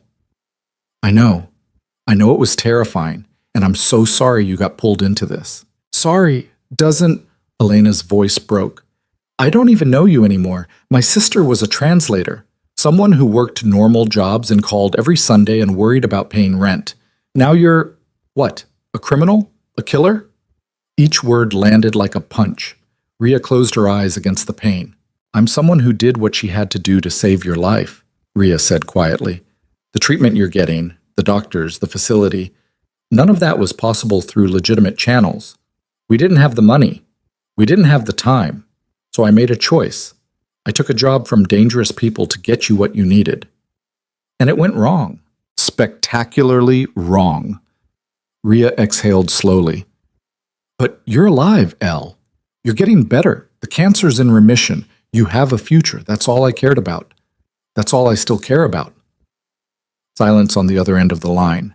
Then, softly, what about your future? What happens to you when this is all done? I don't know. Rhea looked around the room, luxurious, comfortable, part of an empire built on violence and loyalty in equal measure. But I know I'm not the person I was before. I can't go back to normal life. Can't pretend I didn't cross the lines I've crossed. So you're staying with him, with Adrian Voss? Yes. The certainty in her own voice surprised her. Do you love him? Elena asked. Rhea thought about Adrian's hand finding hers in the hospital. His voice saying, "You remind me there are people worth saving." The way he'd taken 3 bullets to protect Elena, someone he'd never met, just because Rhea cared about her. I think I do, Rhea said, or I'm going to. I'm not sure there's a difference anymore. Then I hope he deserves it. Elena's voice was thick with emotion. I hope he's worth everything you gave up for him. He is. Rhea surprised herself by meaning it. They talked for a few more minutes, surface things, careful topics, avoiding the weight of everything that had changed between them. When they finally hung up, Rhea felt the distance more acutely than ever. Her sister was safe. But the relationship they'd had was damaged, maybe permanently. Elena would never look at her the same way, would never forget what Rhea had become. That was the price. Not the bullets or the blood or the physical scars, but the loss of who she'd been before. The innocence she could never reclaim. Rhea closed her eyes and let sleep take her again. 3 days passed in a haze of medication and forced rest. Dr. Chen was true to her word. Rhea wasn't allowed out of bed except for supervised walks to the bathroom. Alexei visited daily with status reports. The FBI investigation was stalling, bogged down in jurisdictional issues and lack of witnesses. The other families had backed off, recognizing that Adrian's empire was still functional despite his absence. The legitimate businesses were operating smoothly under Mrs. Kovach's management. Everything was holding together. Barely, but holding. On the 4th day, Dr. Chen finally cleared her for transport. You're still healing, the doctor warned. No strenuous activity, no fighting, and for the love of all that's holy, no getting shot again. I'll try my best. That's not remotely reassuring. But Dr. Chen helped her into a wheelchair anyway. Alexei drove her to the hospital in silence. When they pulled up to the private entrance, he finally spoke. He doesn't know you're coming. I thought it should be a surprise. Thank you. Rhea meant it. They took a service elevator to the private floor where Adrian was recovering. The guards at his door nodded respectfully, not the suspicious scrutiny of before, but genuine deference. Word had spread about the warehouse, about what Rhea had done. She was one of them now, for better or worse. Dr. Chen met them at the door. He's awake, grumpy, demanding to be released. So, normal. Rhea smiled. Can I see him? 5 minutes? He still tires easily. Dr. Chen stepped aside. Rhea wheeled herself into the room. Adrian was sitting up in bed, much improved from the last time she'd seen him. Color had returned to his face. The haunted exhaustion in his eyes had faded. He was reading something on a tablet, his injured shoulder still heavily bandaged, but his movements more natural. He looked up when the wheelchair approached. The tablet fell forgotten onto the bed. Rhea, just her name. But the way he said it, like relief and joy and pain, all compressed into 2 syllables, made her chest tighten. Hi, she said. Inadequate. Stupid. But all she could manage. Adrian reached out, his hand finding hers, gripping tight. Alexei told me what you did. The warehouse. Ending the war. His voice was rough. You could have died. But I didn't. You came so close. If that vest hadn't held... He stopped himself, jaw clenching. I know, but it did hold, and we won. Rhea squeezed his hand. Your empire is intact. Your people are loyal. The FBI is backing off. Everything you built is still standing. I don't care about the empire. Adrian's eyes locked on hers. Not compared to you. When Alexei told me you'd been shot, that you were unconscious, his voice cracked. I tried to get out of bed to get to you. Took 4 people to hold me down. Adrian, I love you. He said it simply, directly. I know it's insane. We've known each other a week. Everything about this situation is fucked up and dangerous. But I love you. And the thought of losing you... He pulled her closer, his good hand cupping her face. I can't lose you. I won't. Rhea felt tears burning her eyes. You're not going to lose me. I told you I'm staying. I meant it. Even though this life is violent and complicated and will probably try to kill you again, especially because of that, Rhea leaned into his touch. I'm done running from who I am, from what I'm capable of. You showed me that. You pulled me from that pier, and you gave me a reason to fight instead of surrender. Adrian kissed her, gentle this time, careful of both their injuries. When they broke apart, his forehead rested against hers. When I get out of here, he said quietly, things are going to change. I'm not going back to the way things were before. Too close to death too many times. I need to build something more sustainable, something that doesn't require me to bleed every week. What are you saying? I'm saying I want a life with you, a real one, not just surviving crisis to crisis. Adrian's thumb brushed across her cheekbone. I want to wake up next to you without wondering if today's the day someone tries to kill us. I want to take you to dinner without armed guards. I want normal, or as close to normal as people like us can get. Rhea's heart was pounding. And your empire? Becomes legitimate, actually legitimate. Not just fronts and shell companies. It'll take years. Some people won't like it. We'll lose territory, lose influence, but we'll gain something more important. He pulled back enough to meet her eyes. We'll gain a future that doesn't have a countdown timer on it. You do that? Restructure everything you've built? For you? Adrian smiled. In a heartbeat, Rhea kissed him again, deeper this time, pouring everything she couldn't say into the contact. When they finally separated, both breathing hard, she rested her head against his good shoulder. We're going to have to tell Elena, she said. About us. About everything. I know, and she's going to hate me for pulling you into this world. Probably, Rhea smiled against his chest. But she'll get over it, eventually, once she sees I'm happy. Are you? Adrian asked. Happy? Rhea thought about it. About the pain and the violence and the lines she'd crossed. About the woman she'd been on the pier versus the woman she was now. About Elena's fear and Mira's trust and Adrian's love. Yeah, she said. I think I am. For the first time in years, I have something worth fighting for. Someone worth fighting for. She looked up at him. That's more than I ever thought I'd have. Adrian's expression softened. I'm going to spend the rest of my life making sure you never regret this choice. I know. Rhea settled back against him, listening to his heartbeat, strong, steady, alive. They sat like that until Dr. Chen came to throw her out, insisting Adrian needed rest. Rhea left reluctantly, promising to come back tomorrow. As Alexei wheeled her back to the elevator, she caught sight of herself in a window reflection. Bruised, bandaged, harder than she'd been a week ago, but not broken, never broken again. 2 weeks later, Adrian was released from the hospital. The estate filled with careful celebration. No parties, no grand gestures, just quiet relief that their leader had survived.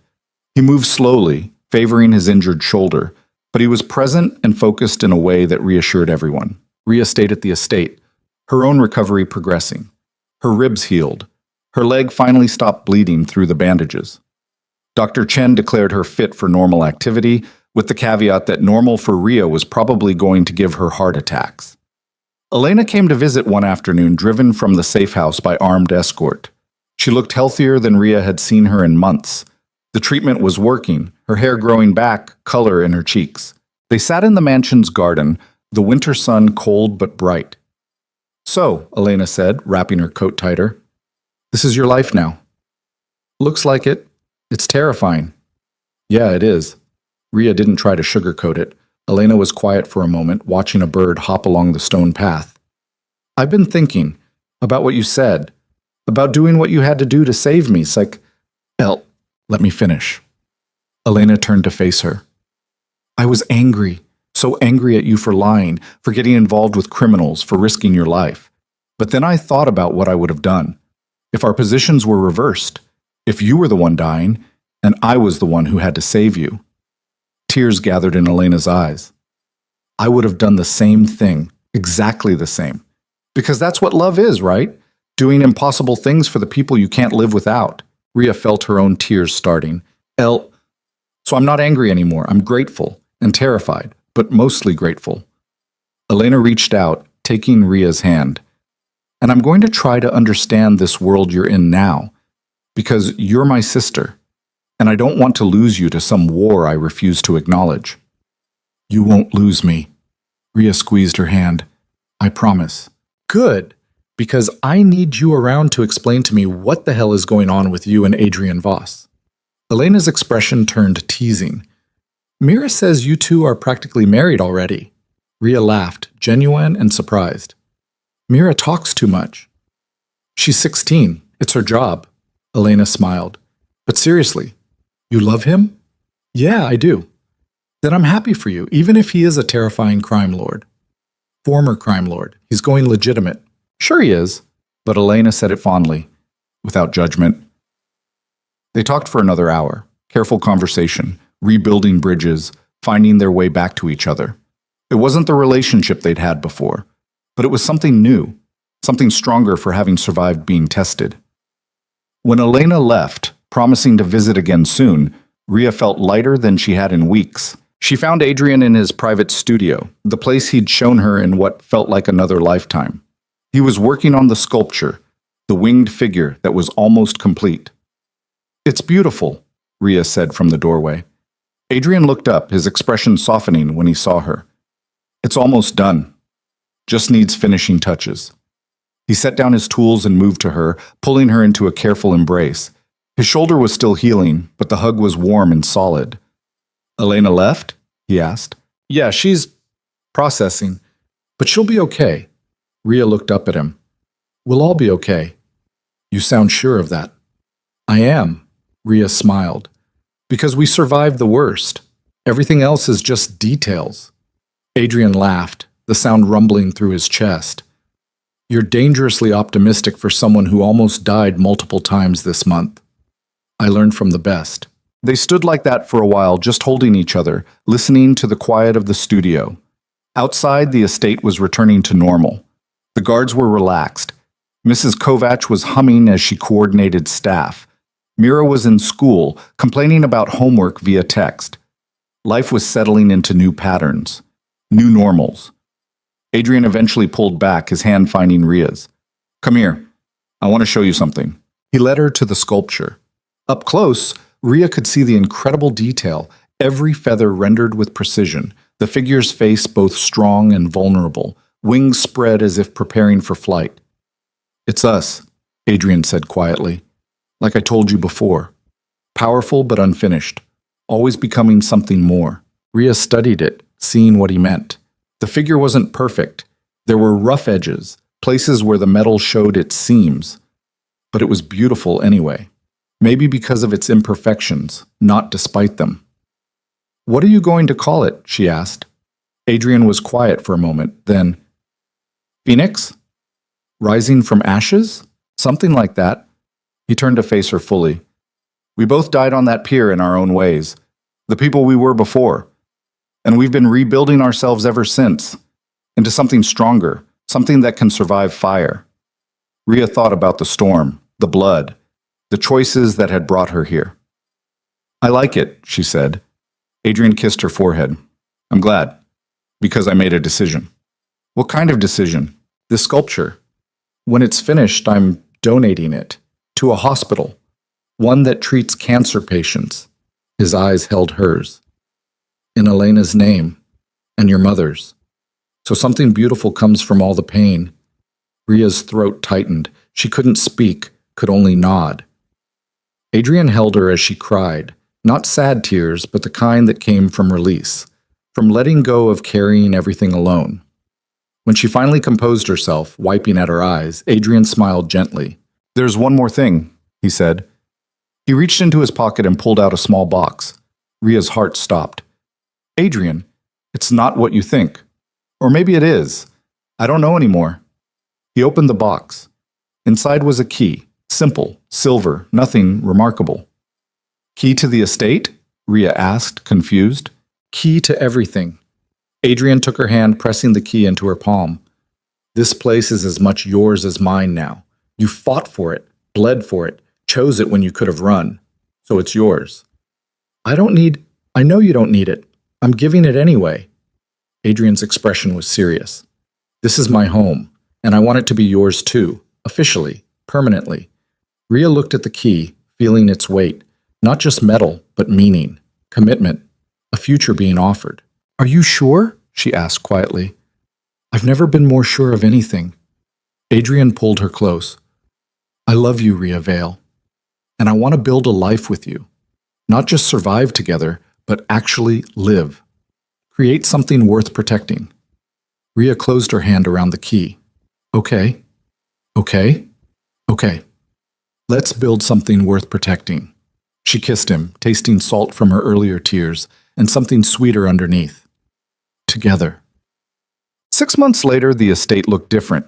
Not physically. The house was the same, the grounds unchanged, but the energy was lighter.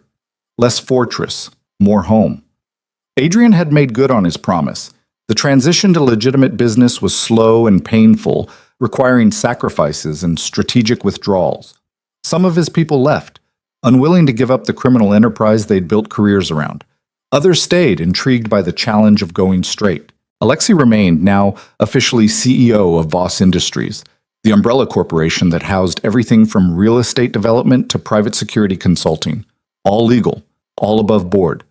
Mrs. Kovac stayed too, managing the estate with the same efficiency she'd brought to managing Adrian's less legitimate operations. And Mira thrived, finally allowed to see more of her uncle's real life without the constant secrecy and danger. Rhea found her own place in this new world. Not as Adrian's shadow, but as a partner. She ran security operations using her skills in ways that didn't require killing anyone. She worked with Elena's doctors to establish a foundation that funded cancer treatment for patients who couldn't afford it. She built something, actually built it, piece by piece. Elena visited often, her health continuing to improve. The cancer was in full remission. She'd returned to school, was making plans for her future. The fear in her eyes when she looked at Rhea had faded, replaced by cautious acceptance and even, sometimes, pride.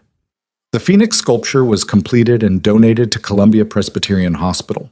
It stood in the main lobby, catching light from the windows, inspiring patients as they walked past. And one evening, as winter turned to spring, Rhea stood on the balcony of the estate watching the sun set. Adrian joined her, his arm sliding around her waist, his injured shoulder fully healed now. "Penny for your thoughts," he said, "just thinking about how different everything is from 6 months ago." Rhea leaned into him. "How different I am." Regrets? She thought about it honestly, about the violence and the fear and the lines she'd crossed, about the woman on the pier who'd chosen to die rather than keep fighting. "No," she said finally, "no regrets.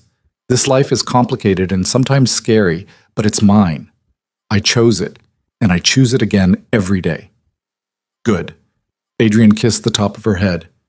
"Because I plan to keep you around for a very long time." "How long?" "Forever, give or take."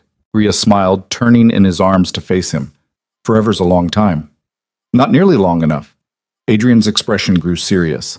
"I meant what I said before, about building a future, about making something that lasts." "I know. And we are. Every day." "Then there's one more thing I need to ask you." Adrian reached into his pocket. This time, when he pulled out the small box, Rhea knew exactly what it was.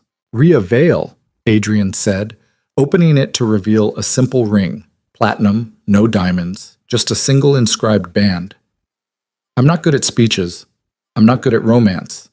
But I'm very good at knowing what I want. And I want you. For the rest of my life. However long or short that turns out to be." Rhea's hands were shaking. She looked at the ring, then at Adrian's face, open and vulnerable in a way he rarely allowed. "Yes," she said. Simple. Direct. Sure. Adrian slipped the ring onto her finger. It fit perfectly. They stood on the balcony as the sun finished setting, the sky turning from gold to purple to deep blue. The estate's lights came on below them, warm and welcoming. Somewhere in the distance, the city hummed with life. Millions of people living their own stories, fighting their own battles. But here, in this moment, Rhea felt something she hadn't felt in years. Peace. Not the absence of danger. Not the promise of safety. But the deep, bone-certain knowledge that she was exactly where she was supposed to be. With exactly who she was supposed to be with. The broken pier was a memory now. The storm was over. And what rose from those ashes? What she and Adrian had built together from blood and choice and stubborn refusal to give up was something worth every scar. Something worth fighting for. Something worth living for. Rhea looked at the ring on her finger, catching the last light of day. Then she looked at Adrian, this complicated, dangerous, impossibly loyal man who'd pulled her from death and given her a reason to live.